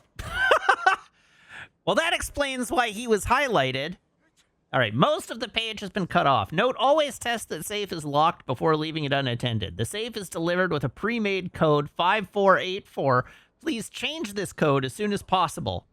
Cook Safes GmbH 5484.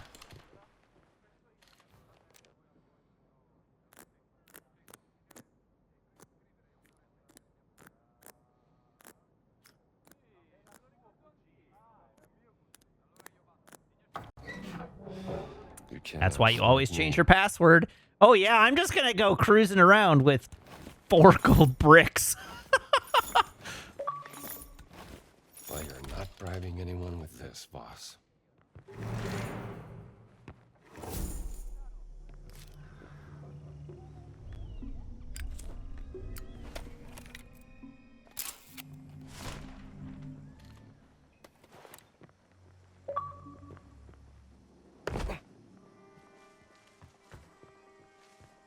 You're sure that's not heavy? I'm not. I suspect that's very heavy. Very heavy indeed.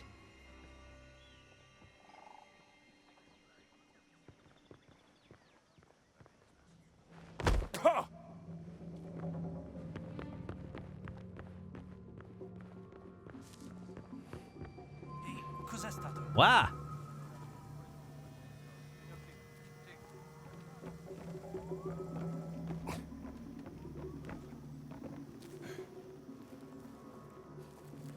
Just ignore the pulp adventure on the scaffold, please.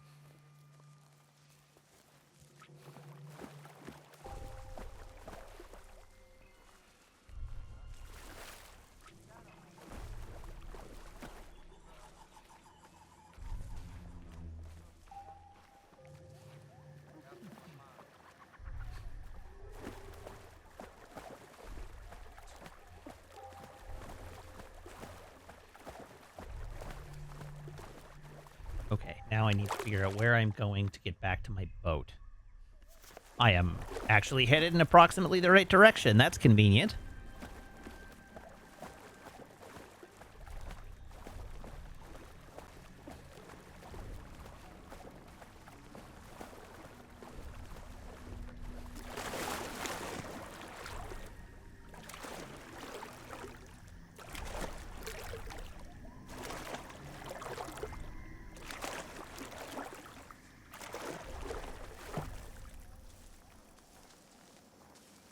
There we go.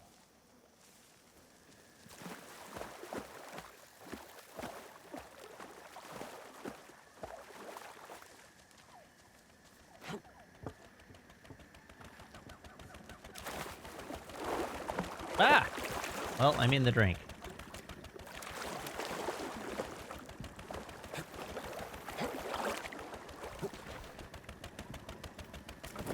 All right. We made it. What next? I have got some cash money. The kid who vanished.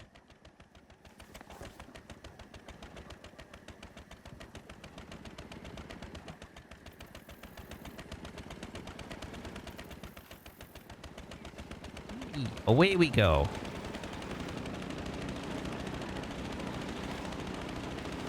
Maybe I'll stop and have a look at...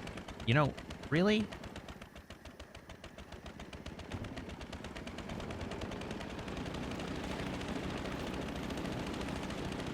Are we on a complete all side quest stream day? We are on a complete all side quest stream game. We have been playing goddamn all of Indiana Jones and the Great Circle. And you know, it's possible that there's too much Indiana Jones and the Great Circle, but we are still here to play goddamn all of it. Use the radio phone up here. Oh, it's the boxing ring. I Okay. need to look like I belong. Oh, good. You made it back.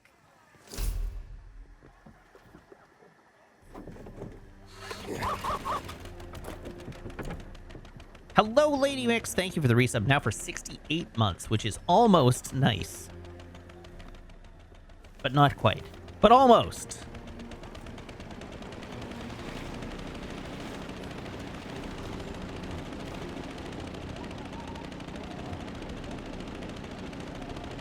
I'm going to end up putting in as many hours for an indie as I did in the Desert Bus Gunpla. No, I suspect this is about a 50-hour game altogether. There is, as far as I know, there's one more game area after this. I was curious and I looked up a walkthrough.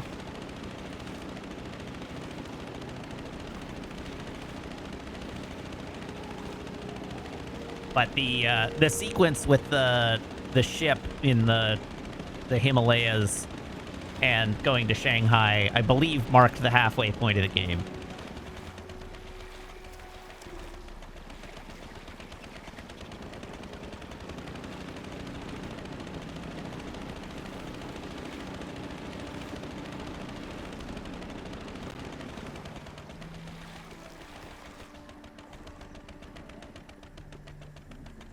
Oh, this one. There we go. Look, Jones. There it is. The old tree house. Aha! A treehouse. Dock the boat.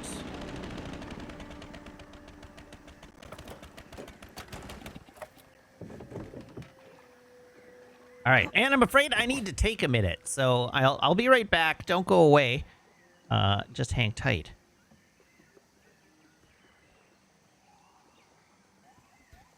Okay, well, my break music wasn't maybe as smooth as I would have liked it to be, but that's okay. You know, it was just experimenting with something. In fairness, that was not the music I was expecting, because I got the music I was looking for confused. That was the elevator music from GoldenEye 64, which is a pretty good loop. But apparently there's more than one elevator music from GoldenEye 64. That was elevator 1.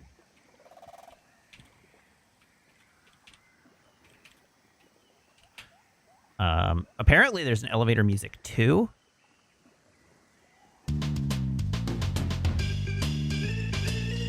Oh, that's dope.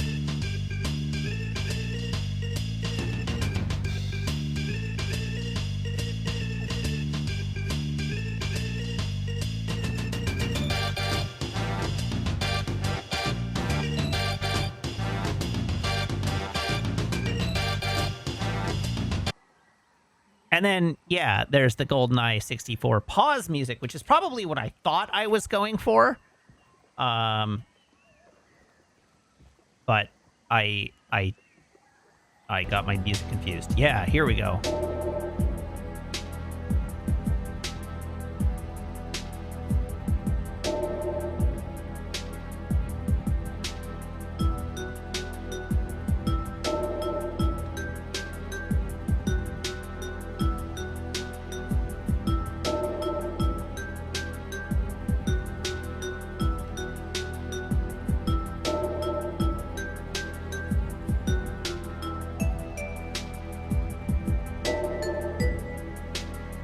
This song just goes way harder than it has any right to for pause menu music.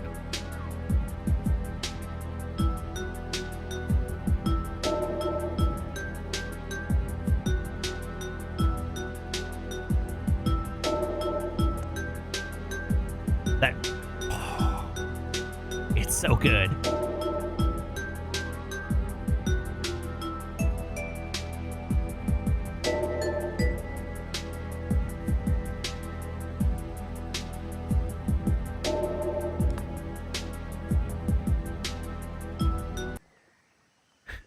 Anyhow, I like the idea of having break music. I'm not gonna lie. I have been mulling over the idea. So, I don't know. We're taking a break from the game, I guess. Taking a momentary break from the game. So I've been mulling over the idea here in the year of our Lord 2025, where so I have not been running ad breaks during my gameplay for a couple of years now, but I was running ad breaks some years ago, and they have now, like, for quite a while now, Twitch has had the option of running 3 minutes of ads every hour as opposed to running 90 seconds of ads every 30 minutes. And so I have been considering bringing the ads back. But because it's 3 minutes every hour, I've been thinking about actually doing scheduled ad breaks where I just take a break when the ads are playing and then come back and continue on, which is, it's a little disruptive to the stream, but it does mean the thing where you, like, there's no... Symphony says, Surge has been doing that, and it's not obtrusive enough. Yeah, Surge and I talked about it before he did it. And I, like, on the Twitch subreddit, I have been advising that people do this for a while, despite not doing it myself, because the stats say it's the way to do it. And like, yeah, getting up and taking a break is a good thing. So anyhow, I haven't committed yet. I'm thinking about it. It's apparently pretty good for discoverability because you don't get bounces off your stream when people raid you to the same extent. So I'm letting you know that I'm thinking about it. And having some music to play while I'm on break would be good, for folks that aren't subscribing. Of course, if you are subscribing, this doesn't matter to you because you don't see the ads anyhow. Well, I mean, it matters to you to the extent that, like, you need to have something to see while the ads play.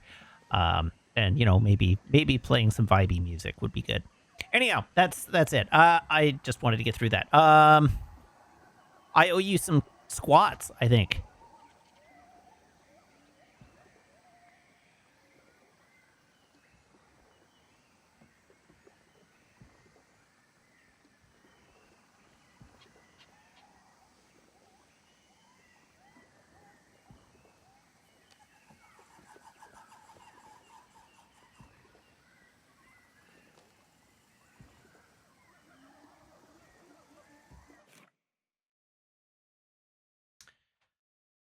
There we go. Matt, use that ad revenue to buy new pants. Are you noticing that my pants are a little beaten up?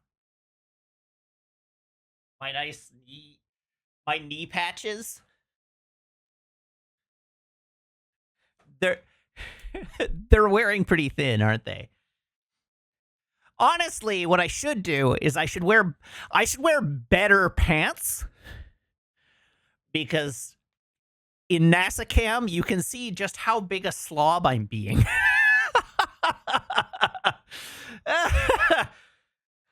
And I should probably, if we're going to be in wide view and making me do squats, I should at least make an attempt to be less of a slob and a little more presentable. Anyhow, yes, I will get a new pair of sweatpants, but these sweatpants aren't cheap. And they're not like worn completely through. They do have holes. They do have holes in them, but they're not cheap sweatpants. They're like $110 sweatpants.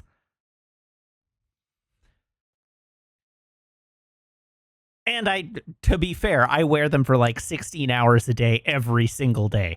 So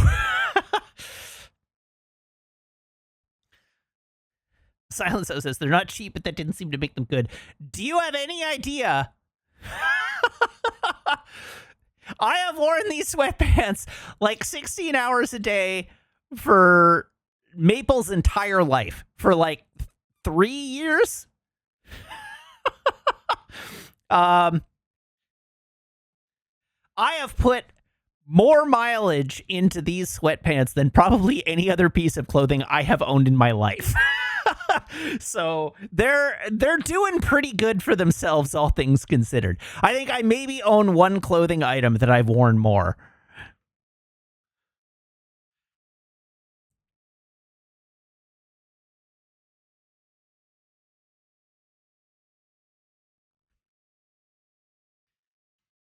So don't speak ill of these sweatpants. Anyhow, if you're curious, these are the Sam says, please, please, please do not tell me what clothing item. It's a hoodie. I mean, I'm telling you. I'm strictly disobeying your request and telling you, but it's a hoodie. It is a red hoodie that is my favorite article of clothing.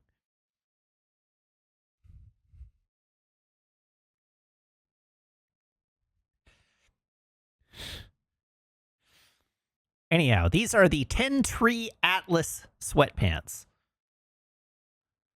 And they're good. I recommend them.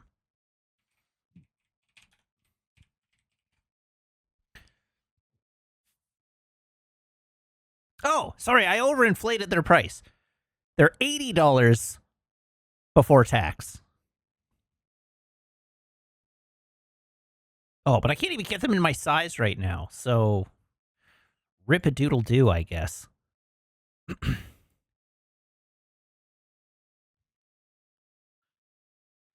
All right, let's carry on.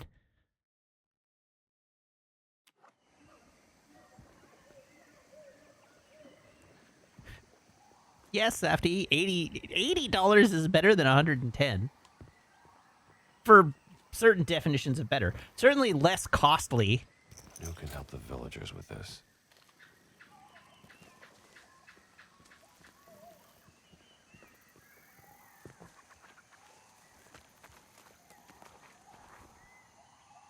All right, what are we? We are looking for the tree house. And Gina saw the tree house.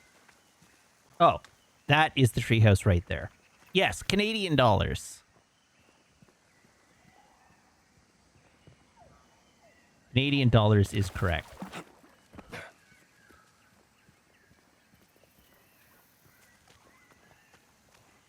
$921 squats is 79 squats away from 1,000 squats, which could be achieved by somebody buying 20 subs tonight. Is that the case? That's not 79 subs. That's 25 subs. I contest your math.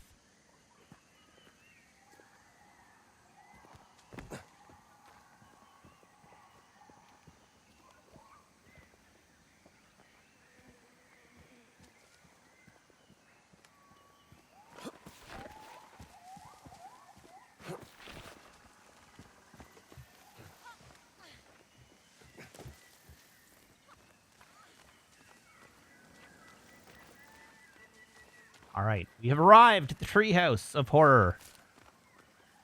Would have loved to have one of those as a kid. Some people wear different clothes on different days. Yes, and before 2020, so did I. But now I never go outside.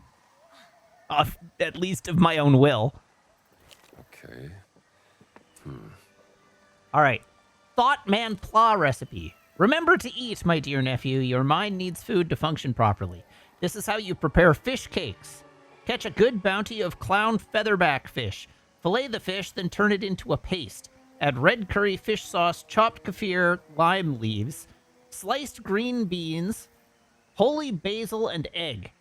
Mix well with your hands, then slap it until firm.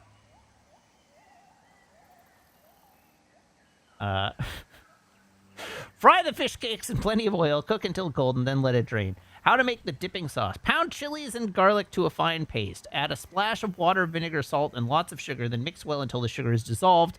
Let the mix simmer for a little bit. When serving the fish cakes, pour the chili sauce in a bowl of sliced cucumbers, sliced shallots, and roasted peanuts. Dip the fish cakes in the sauce and enjoy. Too wrapped up in work to remember to eat. I know the feeling.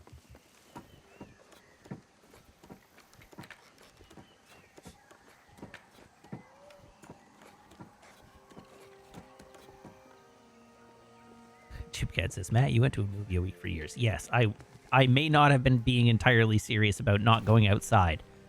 I do wear different pants when I go outside. These are my around the house sweats. In 2021, they graduated to around the block sweats. To impress me with your big muscles. My mistake.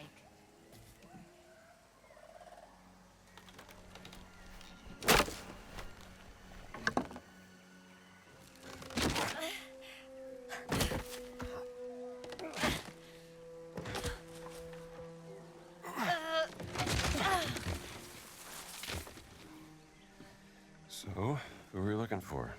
While you were sleeping, Sunan told me about his nephew, Aran, who lives here. Apparently, he has an interest in history and likes to explore the ruins. And now he's gone missing. Poor kid. Wrong place, wrong time to go exploring.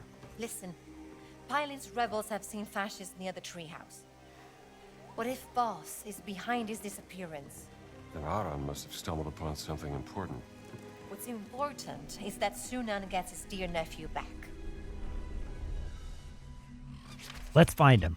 Sam asks, are they the walking maple pants? And the answer to that is sometimes. It depends on how far I'm going. They did graduate from the being around the house pants to the walking maple pants because it just became annoying to have to change my pants every time I wanted to take Maple out.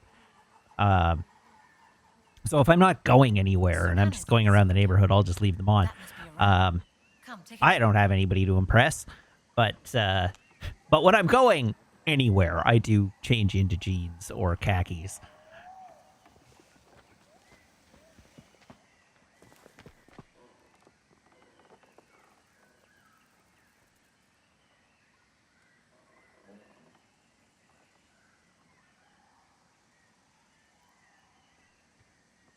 Zafty, I have no idea. That's some sort of Pokemon Gundam.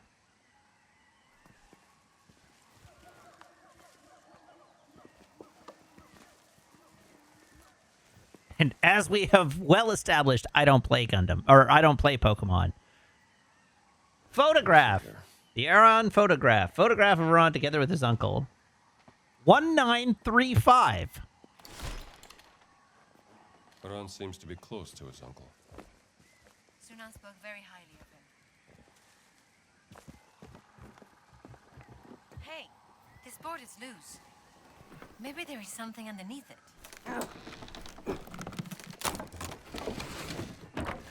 Looks like they didn't look everywhere. Hidden map.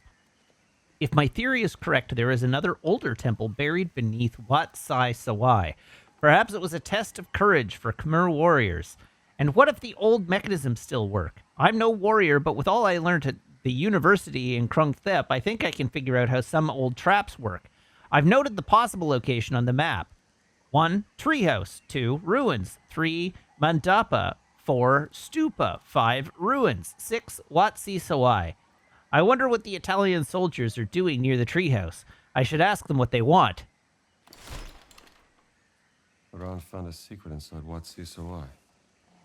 What's that? An old shrine, not very far from here. Looks like 3 big prings shaped like corn cobs. Discovered by Prince Wajiwarud in 1907. If we're gonna find the kid, Wat Si Sawai is our best bet. It seems like there should have been a lockbox here. Since I got the combination for a lockbox. But not apparently the lockbox itself.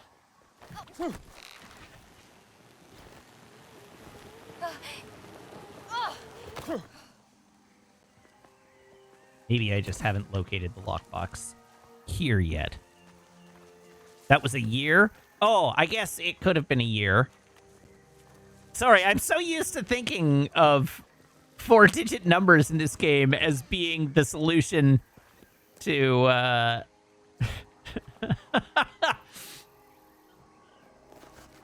to lockboxes. Got one-track mind going. Okay, I didn't actually explore this area at all before going to the treehouse, so let's do that.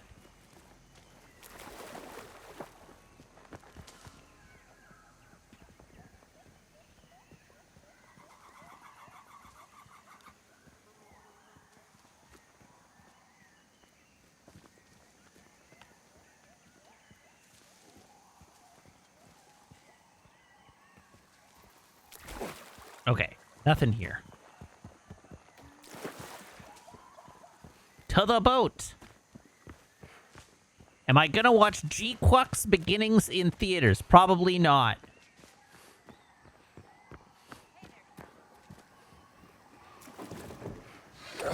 We'll see, but probably not. I did, however, get my tickets to Captain America Brave New World. And I need to remember that that Flight Risk comes out this week. I need to get my tickets to that.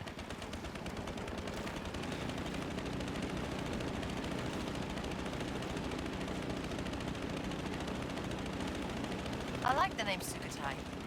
Do you know what it means? Comes from Sanskrit. Means dawn of happiness. That's beautiful.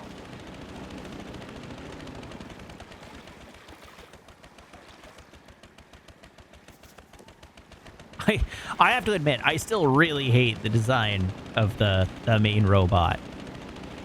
That said, I did see a clip of them having reanimated the activation of the RX-78-2 How old are with these Char things? at the wheel, and At that least 500 that years. scene that I saw the clip of Are they built by the was people of Siam? pretty dope. Sukhothai was an old Khmer trade center. It was taken over by rebels and became a prosperous kingdom before it started to decline. What? What? Why did I get out of the boat?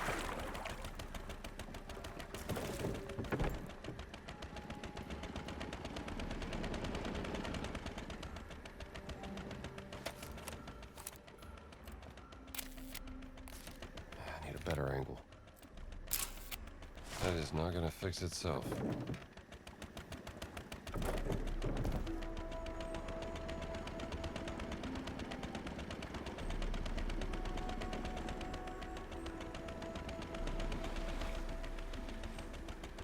The high-grade kit has some neat tricks behind it. I mean, that may be the case, but I don't like the robot, so I'm not about to build a model of it.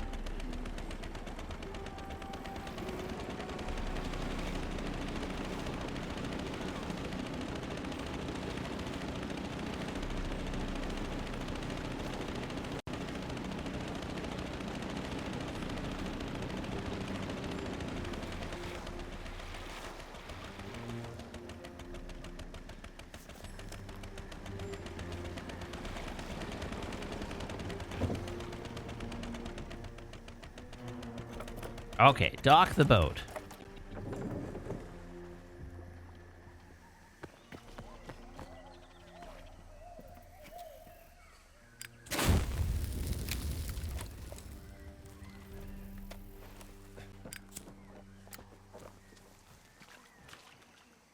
Anyhow, the one singular kit that they could potentially interest me in if they ever do it is a model of the RX-78-2 as reinterpreted in the art style that they're going after. Because it, frankly, does look pretty cool. What do we have here?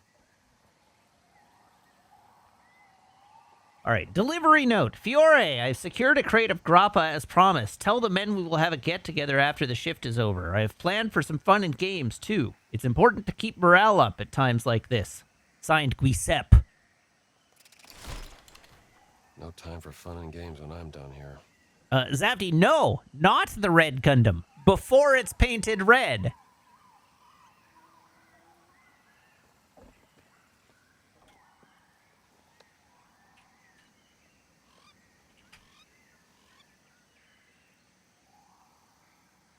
Now I'm trying to see if I can find the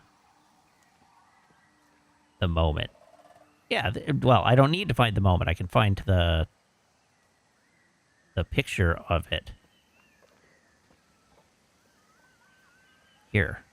I will share with you. Oh, God. No, go away. Where is my... Do I not have an image? Oh, window capture, sure.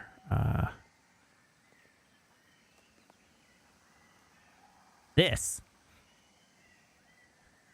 I mean, I still don't like it, but I would conceivably buy a kit of this. And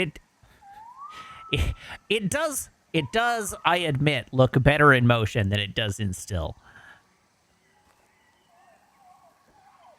And it extremely moves like an Eva.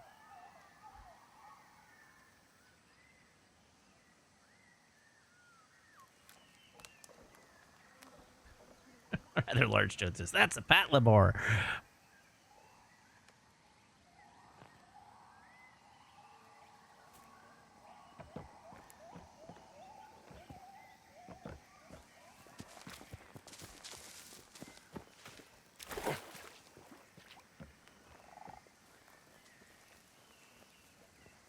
You don't Gundam, but that looks too skinny to be a Gundam. I mean, there are some skinnier Gundams, but you are right. It is a pretty skinny. I mean, it's very skinny for a Gundam because it's an Evangelion. It's an Eva painted to look like a Gundam. Questa giungla mi fa paura. Come mai? A volte ho la sensazione che qualcosa tra I cespugli mi stia guardando. Piantala con le scemenze.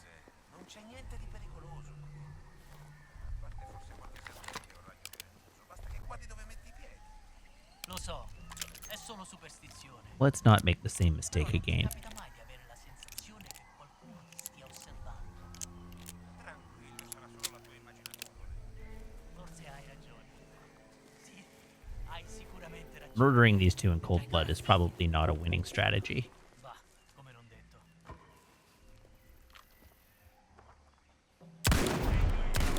Ehi, intruso! Ah! Where'd the other guy go? Ehi, è suolo vietato. Oh god, Jesus. Keep your distance, pal.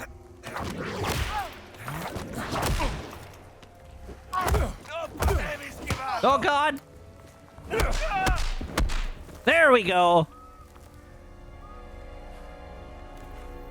I sure did forget how to play the game.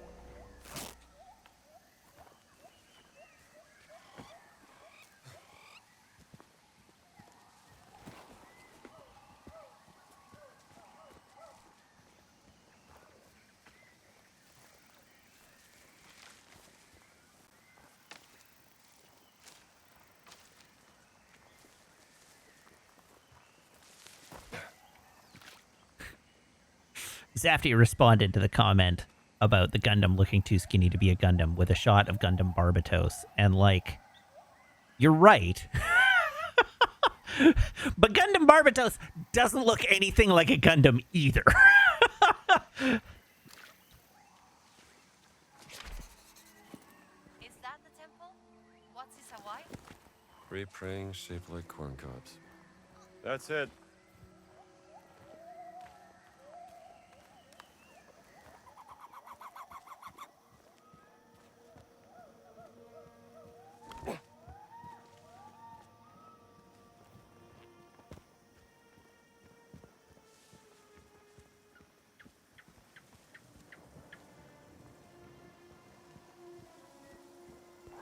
Am I going the right way? It does look like I'm going the right way. You know what? Let's take the ladder instead of jumping to my death. I'm learning.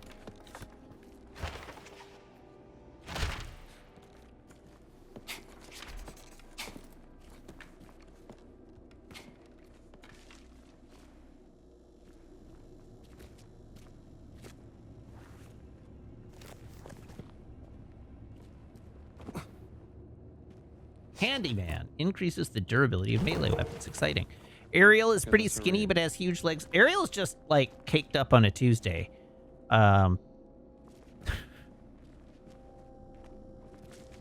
Ariel is what we would describe as bootylicious.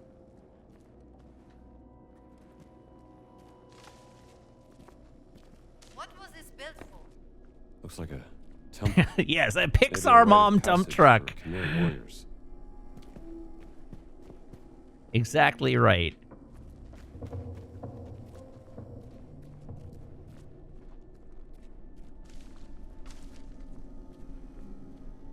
Okay, I need a... Hold on.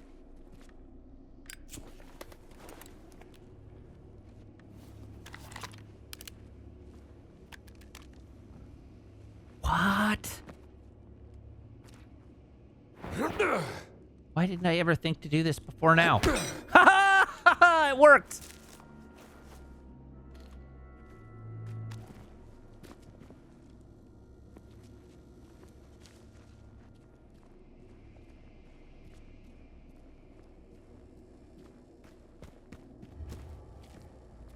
My revolver has durability, but I can also fix it.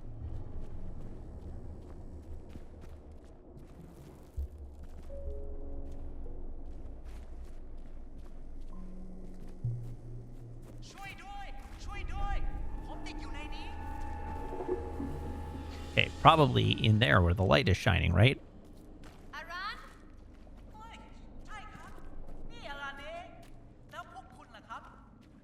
Do you speak English? I do. Very good English. I'm Gina. This is Indiana Jones. Sunan sent us to help you. You're welcome. Forced me to show them what I found. Now I'm trapped here. Yeah. Oh. It's all right. We'll find a way to reach you. Let's go, Jones. Stay out of trouble, kid. Okay, what is down Maybe here? there's a way through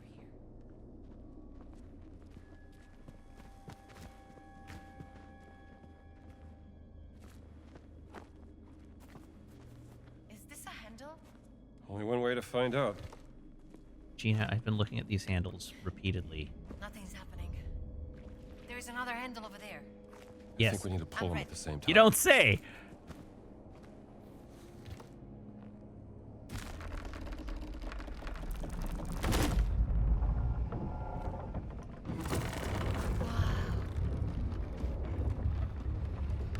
Let's go.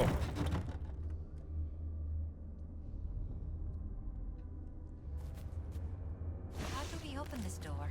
A pipe These segment. pipes have something to do with it.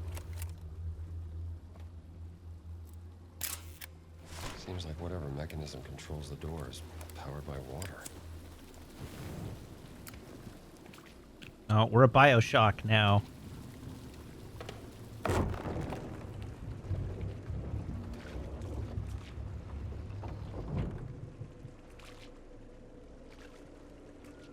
I learned this week that someone in my building is working on Ken Levine's new project.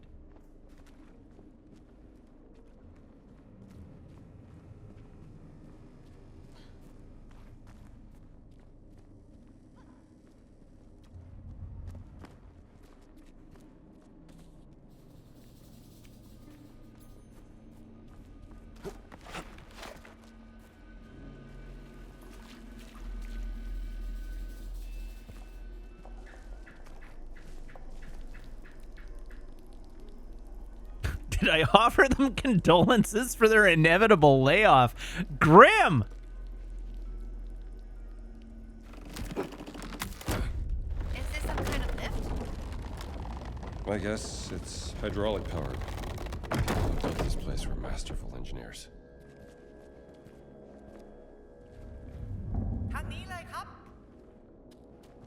See that platform? You have to find a way to raise it. Then I can cross to the other side. Hang in there, Aran. We will find a way.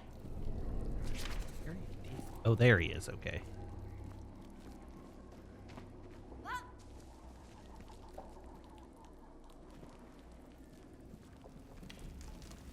What is this thing? It's like being inside the clock tower in Venice. I think we're inside the machinery powering all the traps in the trial above us, where Aran is.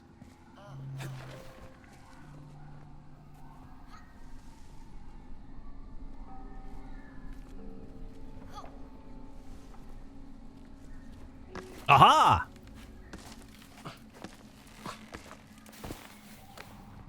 There's something back here. It's impossible to get through, though. At least for now. Let's find a way.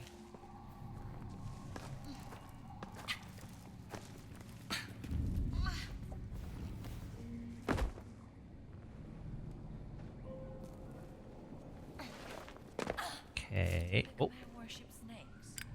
Well, in Hindu mythology, the Naga were a divine race of serpents who could take the form of humans.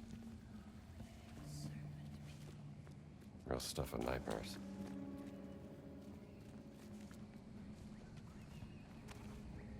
A snake, ooh, it's a snake.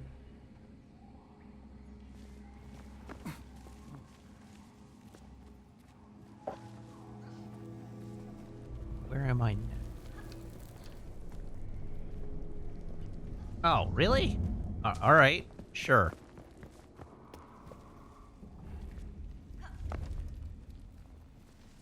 There's a way. Up here.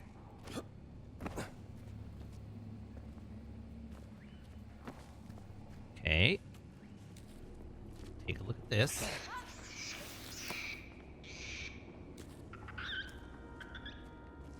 Angry monkey.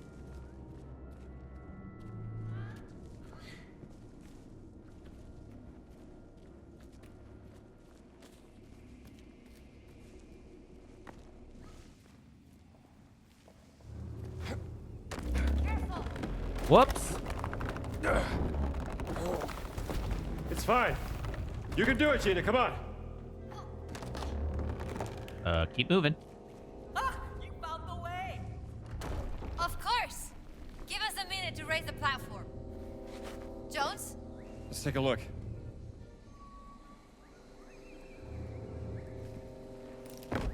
Shouldn't the water be flowing? What Should happened be. to the soldiers? Must be some kind They of were valve not around here. careful. They didn't listen to my warnings. Now they are dead. Wheels must Let power the elevator. betเลย. Fascists never listen to reason.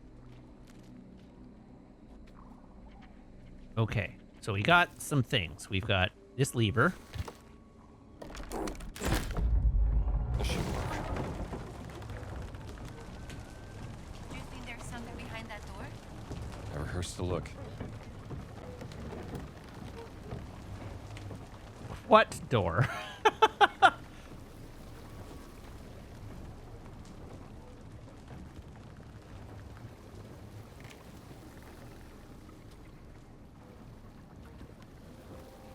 I need some help.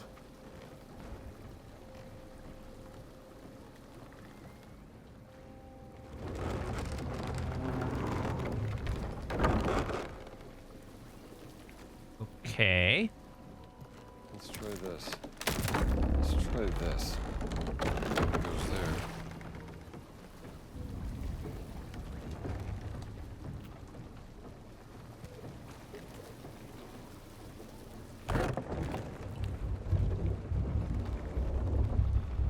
Oh, wow.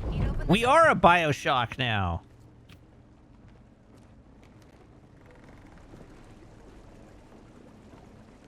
Pipe dreams all the way down. Pipe dreams is the platonic ideal of a video game.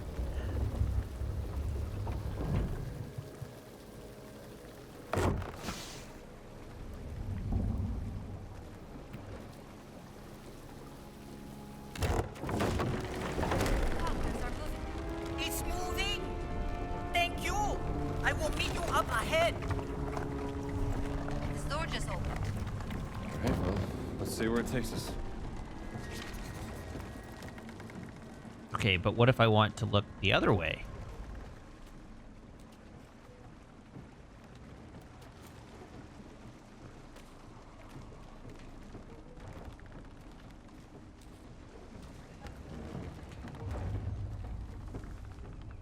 The cogwheels are moving now. Might have opened up a new path to Oran. Let's keep moving. Hmm. Oh, okay, so that's gone.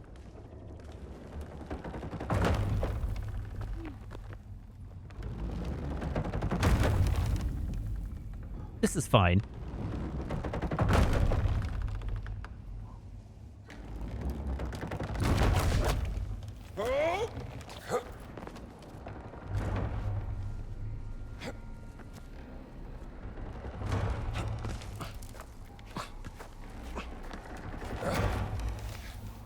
This looks almost like an elevator. Wait here. I'll find a way to get it working. An elevator. Do I want to be down there? No, probably not. I probably want to go this way.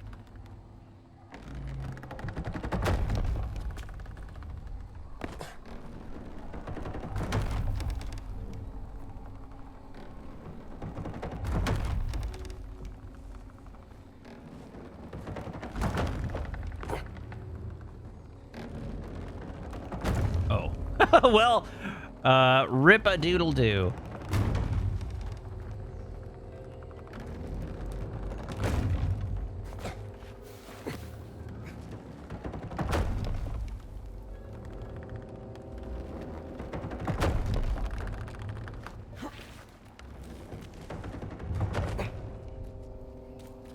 Oh.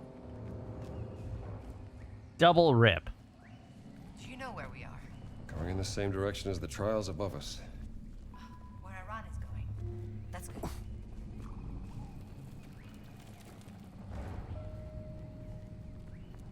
So looks like I did want to be up here after all.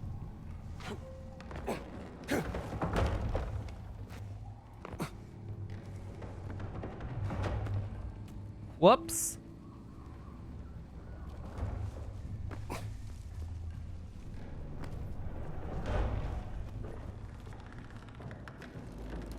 Oh, your 70-year-old parents whose last game console was an NES tried to get you to explain MMOs to them yesterday. How did that go?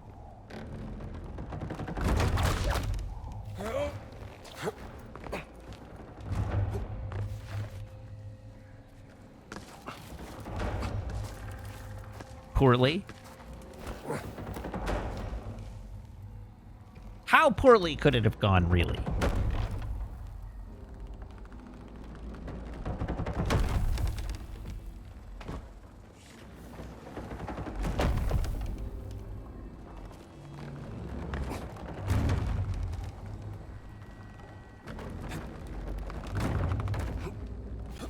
Are you alright, or have you fallen to your death?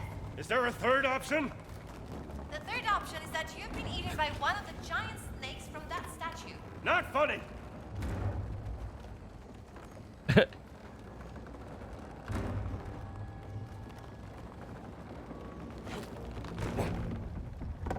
is there any purpose served by Aha!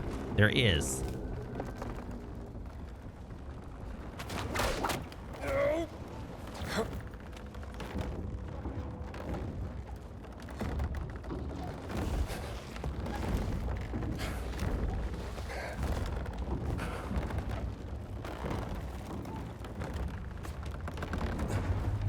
Oh no!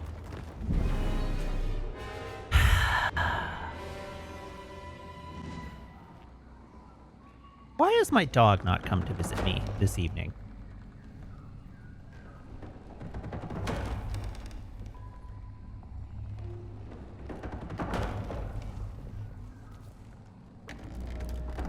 No, Meg isn't home. It's just me and the dog. Are you alright, or have you fallen to your death? Is there a third option? The third option is that you've been eaten by one of the giant snakes from that statue. Not funny. And Maple has just been lying on the bed this whole time in the dark.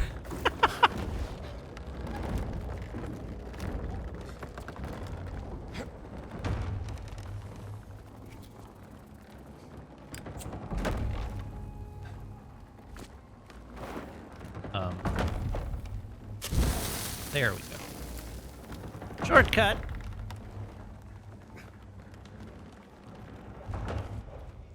Are you up there? I'm here. Just hang on. I'll see if I can lower this thing down. Ah! Well, it's down. You okay? Yeah, maybe I can climb up here.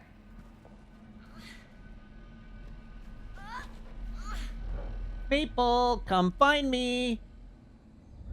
Oh, hello again. That'll probably work. Can we open this together?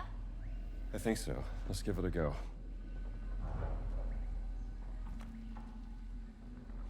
It did. Here she is. Hello, Maple. You are Good just- girl. Did you find me? She did. Hi.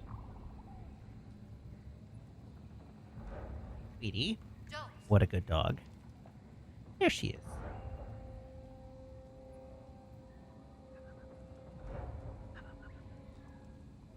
I'm ready.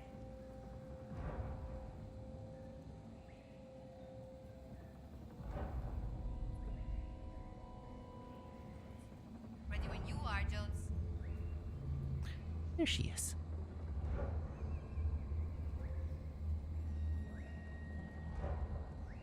Jones, This poor dog is like half asleep right now.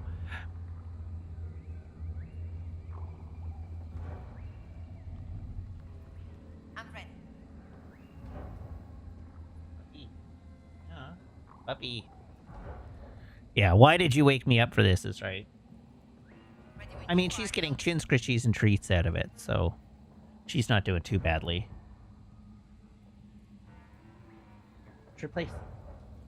Jones,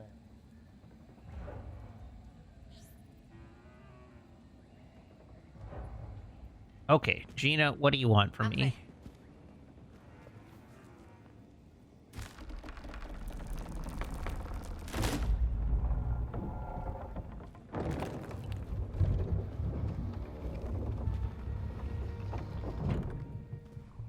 What's over here? Oh, right, that's the way I came in. I'm very smart.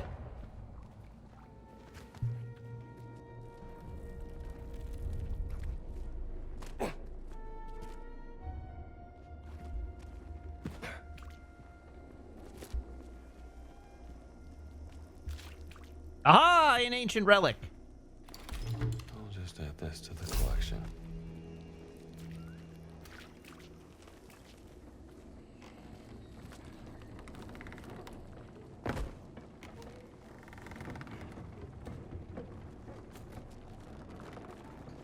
What is this place? Could be where they controlled the trap mechanisms in the cave. It's like the backstage of a theater. Exactly. Just doing some poking around.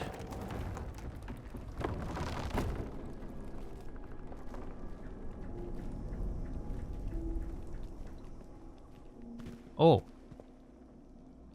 Well, that's unfortunate.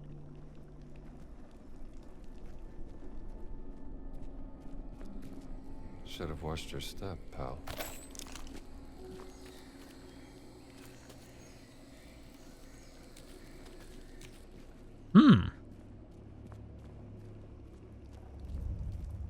Ah, that's how I get over there.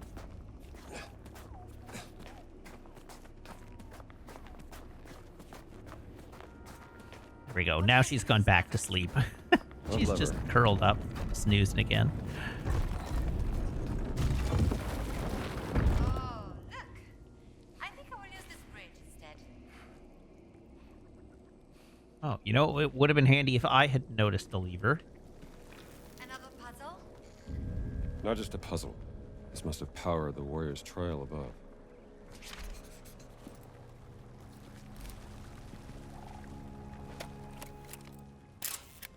Some kind of locking mechanism for the bridge. ทางนี้เลยครับ Don't do anything reckless. We're almost there. Hold tight, I run.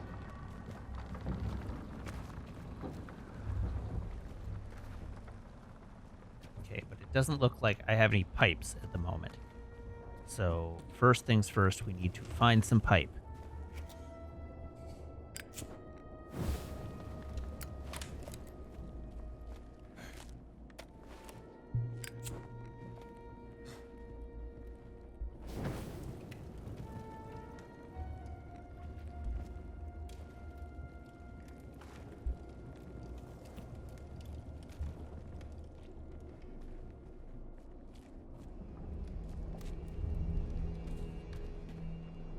Okay, here's our first piece of pipe.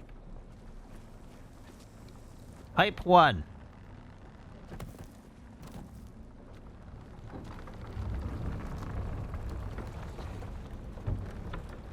You think hydraulic power will open that door too? Wouldn't surprise me. Okay, but there is water pouring there.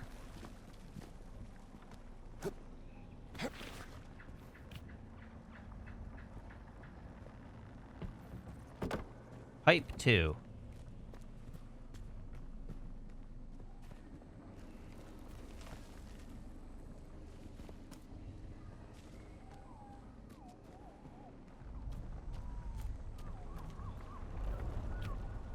Pipe 3.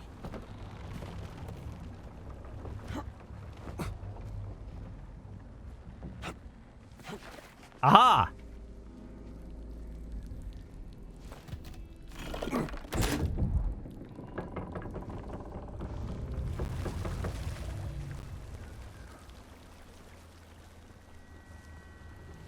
Okay, now we should have some water moving. Correct.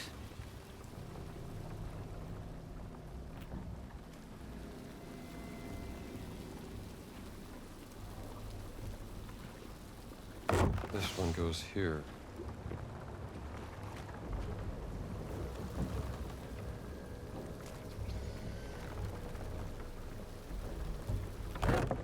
Whoops. Put this pipe down here. There we go. And what does this let me do? It opened that door. What does being in here achieve?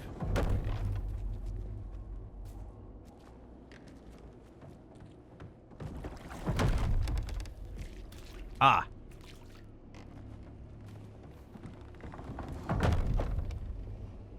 And just in case it shuts this off. That'll be enough.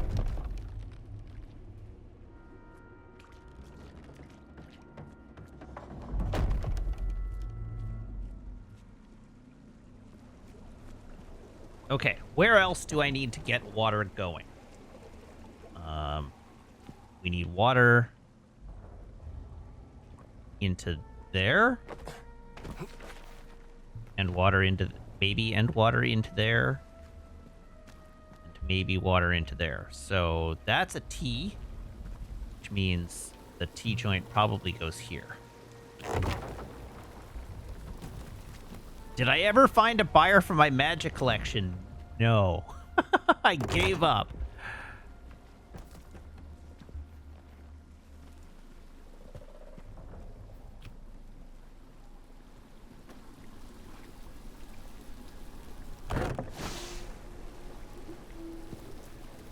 Your uncle is very worried about you, Aran. Boy, been that way since I was young. I tried to say Blum Sunan. I am not 3 anymore. But Oops. he just answer. You are my only nephew, Alan. How can I stop worrying? Sounds like he cares about you Okay, a lot. I've got water going there. So much.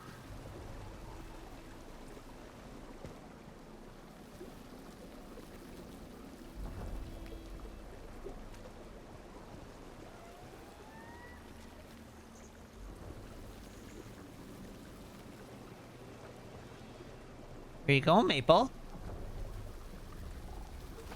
Hi, Only puppy. one faucet Here. left. Where's your place? No problem.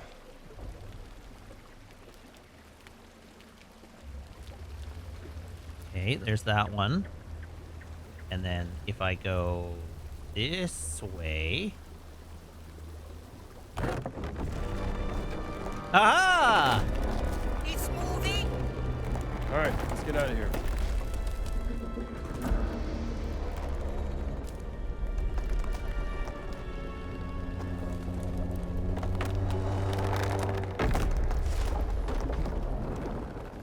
There we go.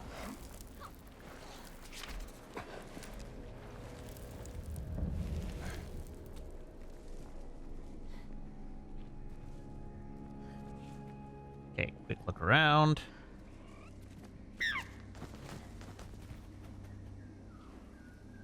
Huh.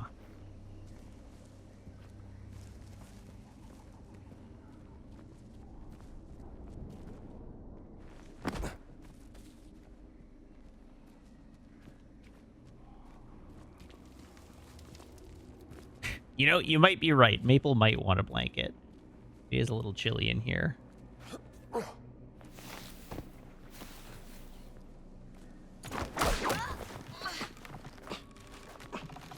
Over here, Jones. Can you help me up? I guess Okay, so. push. You okay?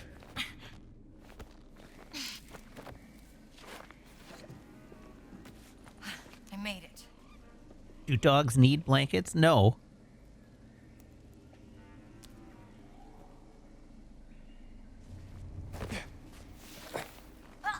They often enjoy blankets, but they don't need them. At least not Probably a most broken dogs. lever. I think we can force our way through this.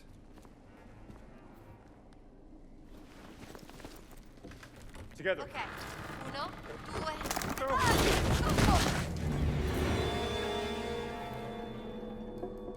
You found me ขอบคุณมากครับ คุณจีน่า คุณอินเดียนาโจน So, Uncle Sunan sent you? That's right. You have an interest in history? I dabble. I found a key to a hidden chamber. Let me show you. Yeah, please do. A run. Come, come.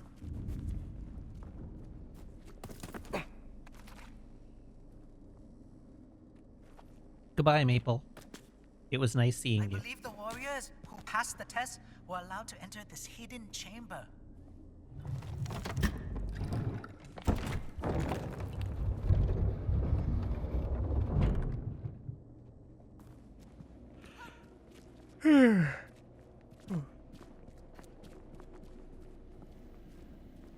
This was a holy place to the people who lived here. A shrine to Shiva. How did they build this?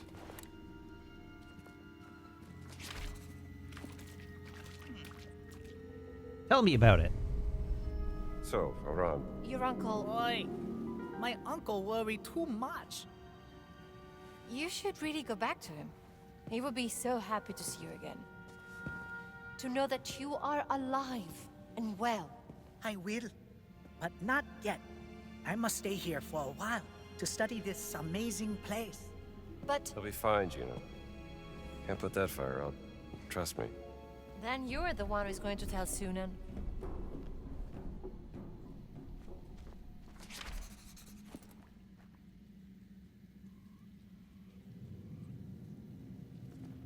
Okay. It's, hey, and another ancient relic. Beautiful.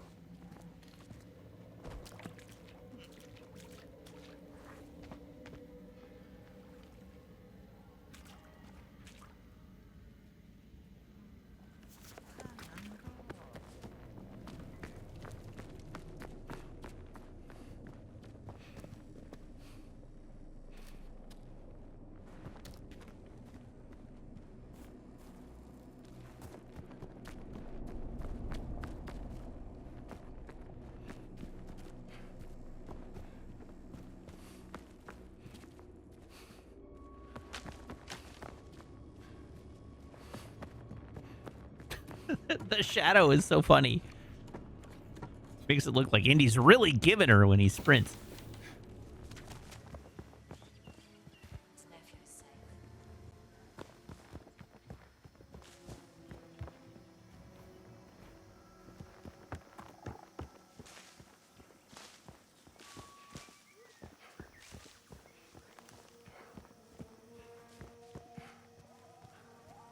Okay, where's the boat dock?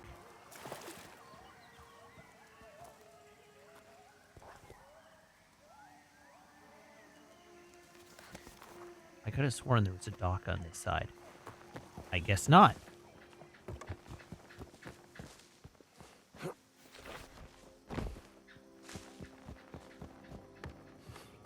So we're going the other way.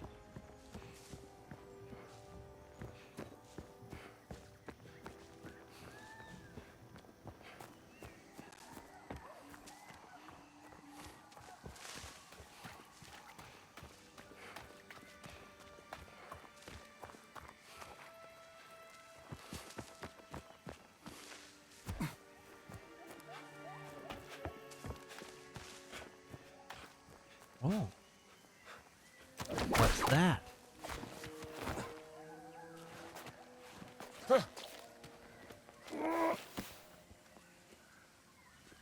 Is there anything interesting up here? Well, that's kind of a letdown.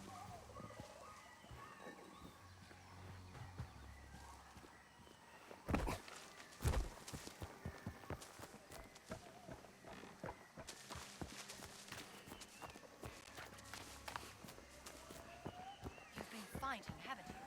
Aren't I a popular fella?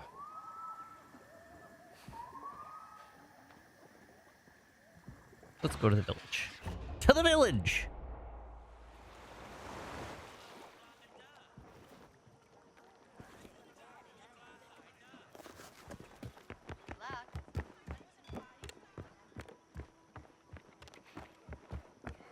All right, you rescued your nephew. Langkum pat pai di kat lung suna. แล้วเขาอยู่ไหนอะ Kalam suksa myong boran yukat. กระหายวิชาอยู่ตลอดเวลา นั่นใช่อารันแน่ ฉันน่าจะเป็นห่วงมากไป หลานคนนี้เป็นสิ่งที่มีค่าที่สุดของฉัน ขอบคุณมาก อินเดียนาโจน Kawana kok klai nanon.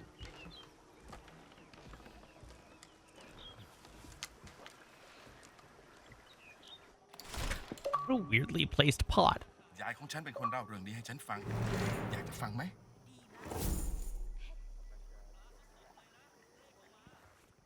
Okay, real quick, we can take some... Oh, Wheeler! Hello! Hello to the rodeo. Welcome, everybody.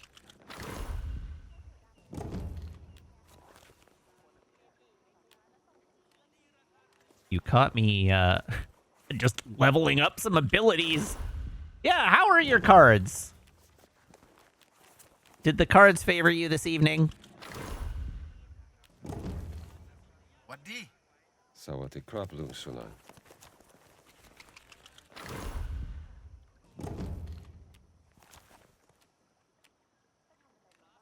All right, there we go. I have unlocked all of the...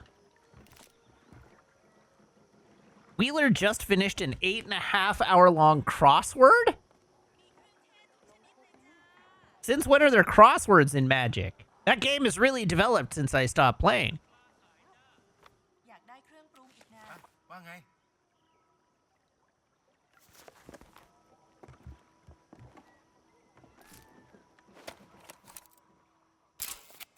Well, if Sunan hooks a big one, I hope he shares. Here, tell me about your next side quest, please. Yakfangja yeo yulukat. มันเป็นเรื่องของเด็กผู้หญิงคนหนึ่งที่ครอบครัวอดอยาก เธอจึงออกไปขุดหาหัวเผือกและมันมากินเพื่อประทังชีวิต ตรงบริเวณที่ต่อมาเรียกว่าวัดสะสี ไม่ไกลจากที่นี่ ตอนนั้นฝนเริ่มตกหนัก เธอจึงเข้าไปหลบฝนอยู่ที่บริเวณปากถ้ำเธอหิวมาก หิวพอๆกับเจ้าไข่ดาวตอนนี้เลย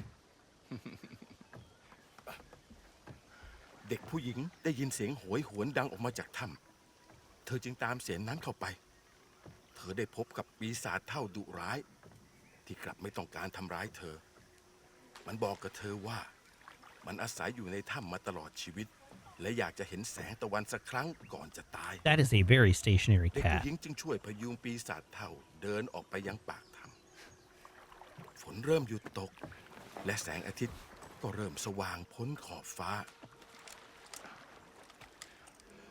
ปีศาจเท่าจึงมอบตะขอเบ็ดตกปลาทองคำให้แก่เด็กผู้หญิงคนนั้น และกล่าวว่า นี่คือของขวัญจากวิญญาณแห่งท้องฟ้า หลังจากนั้น ปีศาจเท่าก็สิ้นใจลง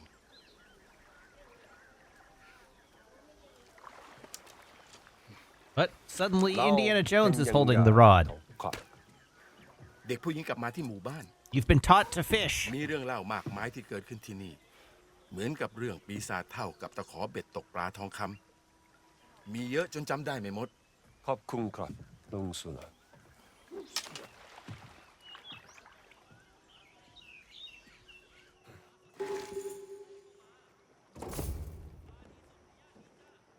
Okay. For the record, did I ever buy the breathing device? No, I did not ever buy the breathing device. Okay. But I do now have a heck ton of money.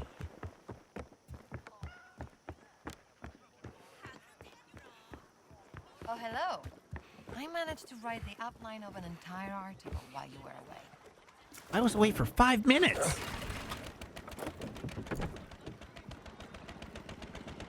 I do not, in fact, own all the books yet, so I'm going to do that while I'm at it. Since I've got more money than God. Where to? We are going for this one. Track.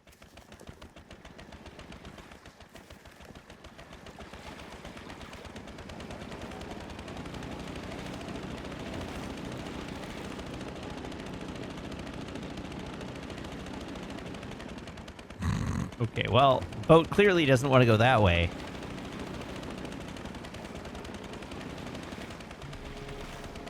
You know, I should probably learn shorthand too. Would come in very handy. Easy, Jones.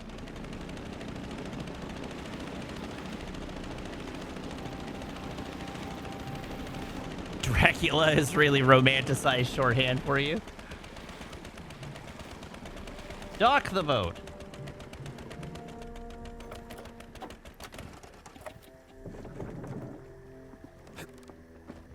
All right, buddy.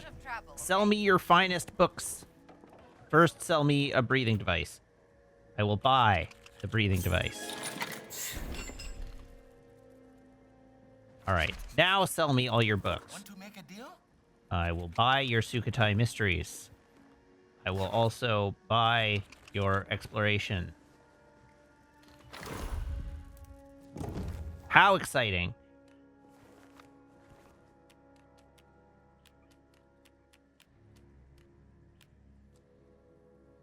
Oh, great. We've got the locations, the radio transmissions already.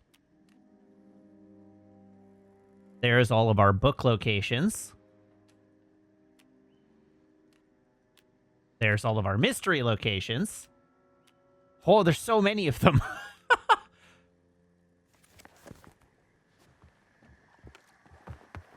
Okay, now how long does it take for him to get his other books in stock?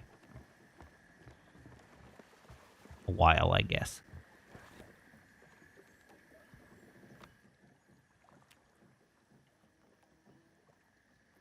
Let's go do that.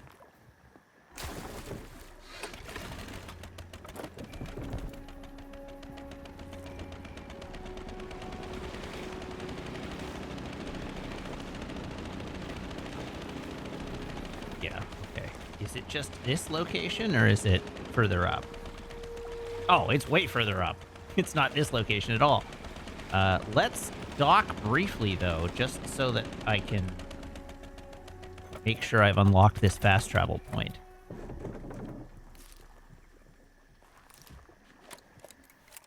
And taken this photo. The main temple of the ancient city.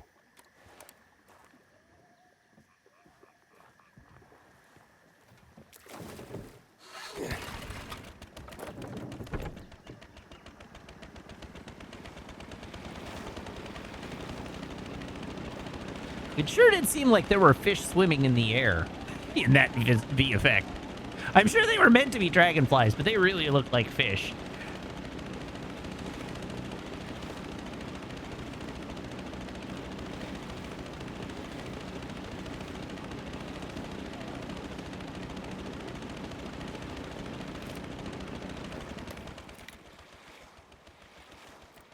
Capsized barge. Someone had a very bad day.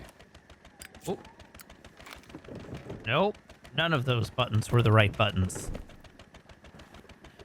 Okay, that away. Is there anything on this barge that I can pick up? Money? I love money.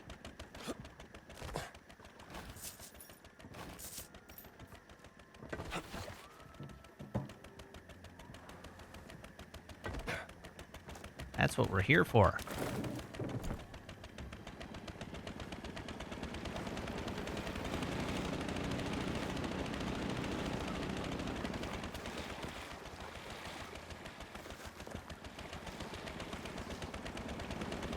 All right, let's dock. Don't wreck the boat.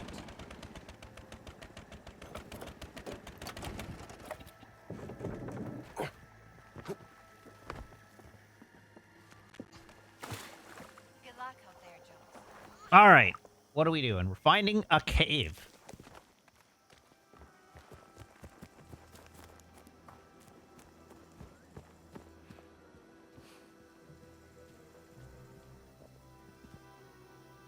Oh. Convenient book. Revolver reload speed is increased. That actually might come in really handy. I'm gonna unlock that right the heck now.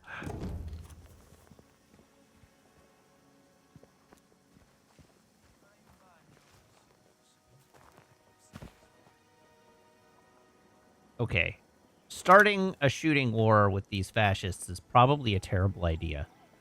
But also, what if I successfully kill them all?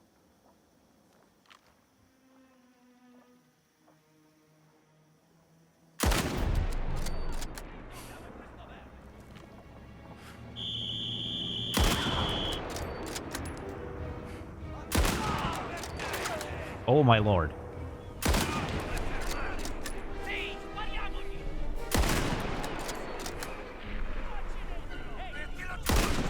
Oh god.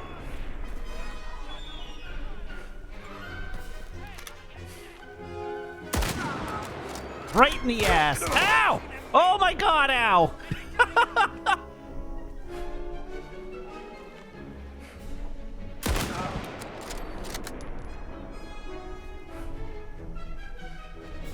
Where did I even get shot from? Oh, well, that explains it.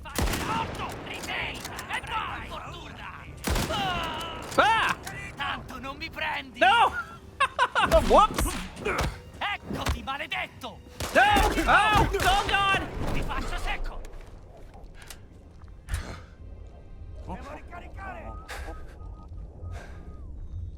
I'm gonna let them walk away a little bit, and then I'm gonna grab my lucky hat. I really ought not to have dropped my gun. That was a terrible idea.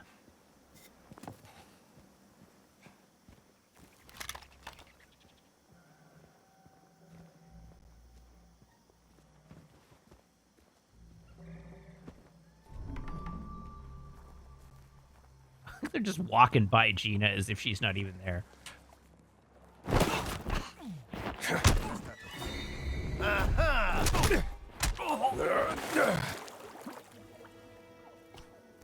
Alright, easy peasy.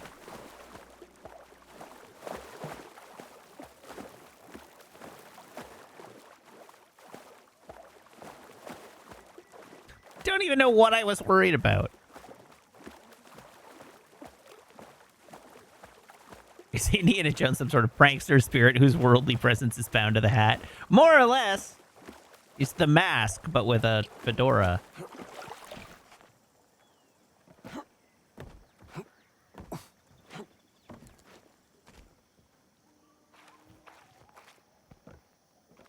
Okay, let's examine this area for treats.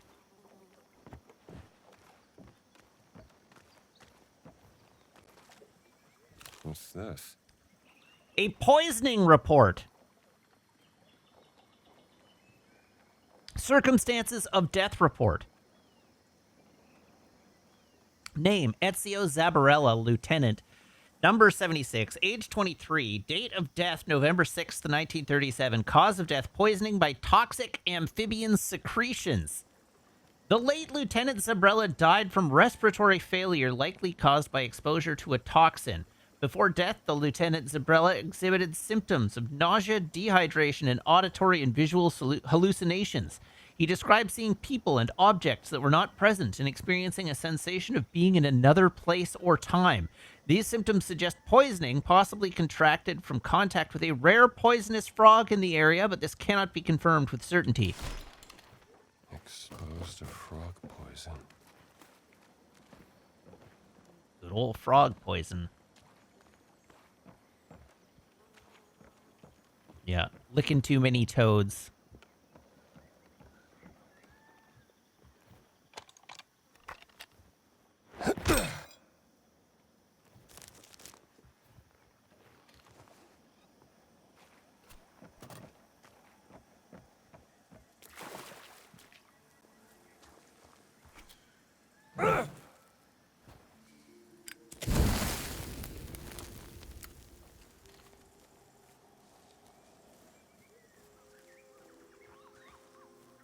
Okay, what have we got over here?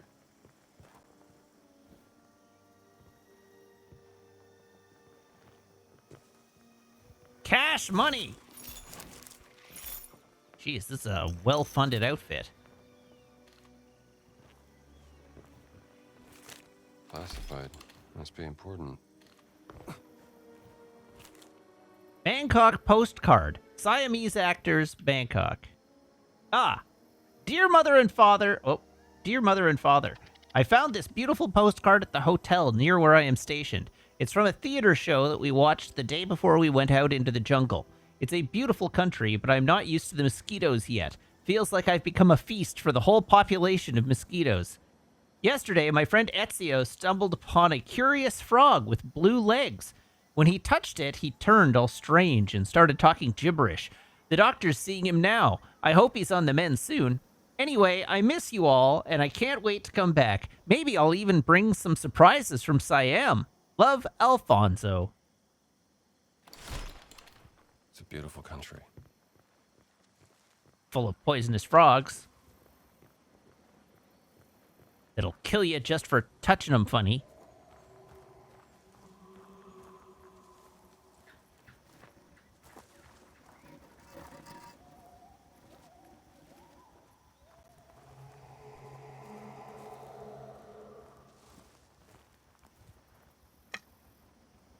Well, those are some slightly creepy sounds.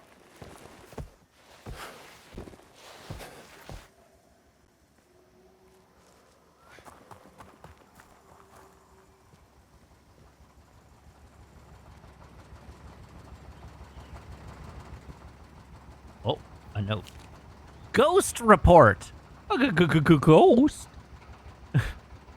Excavation report. Site Wat Sea. Author Captain Paolino Mancini. The excavation of Wat Sea proceeds slower than anticipated. There have been several incidents resulting in severe injuries, including mutilations. Incidents primarily due to blatant incompetence of some of the men. Then we have the reports of ghosts from men claiming they've been hearing wailing noises coming from the jungle. Upon investigation, I believe these admittedly eerie sounds are caused as wind passes through some hollow statues found in the area. Despite trying to explain this, it is clear some of the soldiers remain hesitant to perform their work satisfactorily. To ensure timely completion of the task, I will request that Voss replaces some of the soldiers assigned to my team.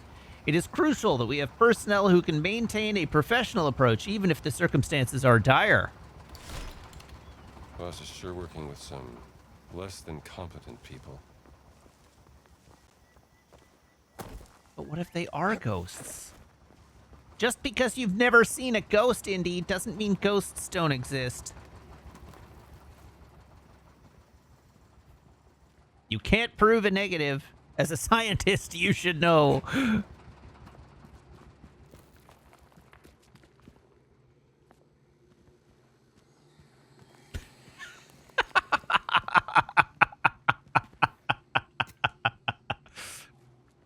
He's seen a ghost by this point, several of them.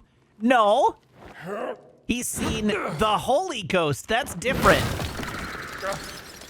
Oh, well, I'm Batman now. And to be fair, he didn't see the ghosts.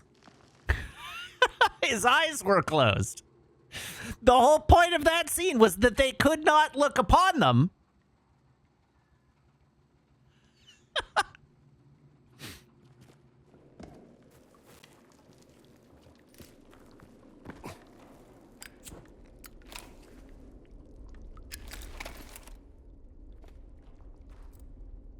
That's a big-ass skeleton. Looks like he was trying to get out.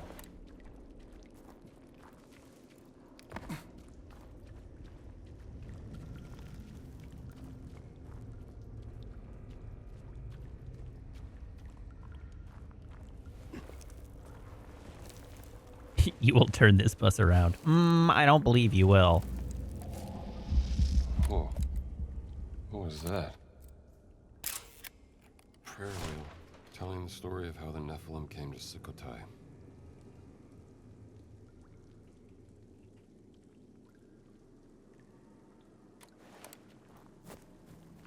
Okay, since it's almost 10 o'clock and I just got a checkpoint, I'm going to call it there. That seems like a good place to call it.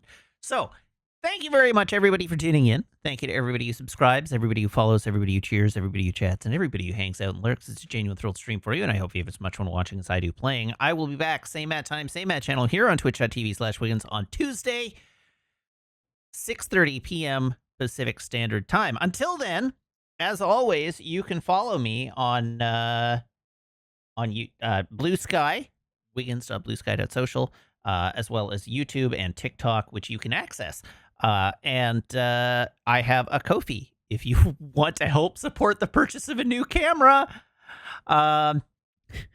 Please send a few dollars to my Ko-fi. Also, if you're a subscriber, you can join the Discord by making sure your Twitch account and Discord account are linked in Discord's backend, where my server will appear to you as if by magic among your linked servers. So remember to join the Discord. All right, that's it for the evening. Let's go have a look and see who's online that I want to raid.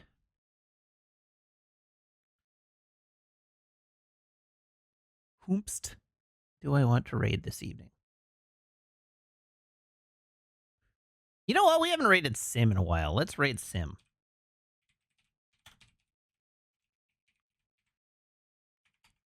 Everybody hop aboard this raid train. I will see you back here on Tuesday. Until then, so long, have a good night, and goodbye.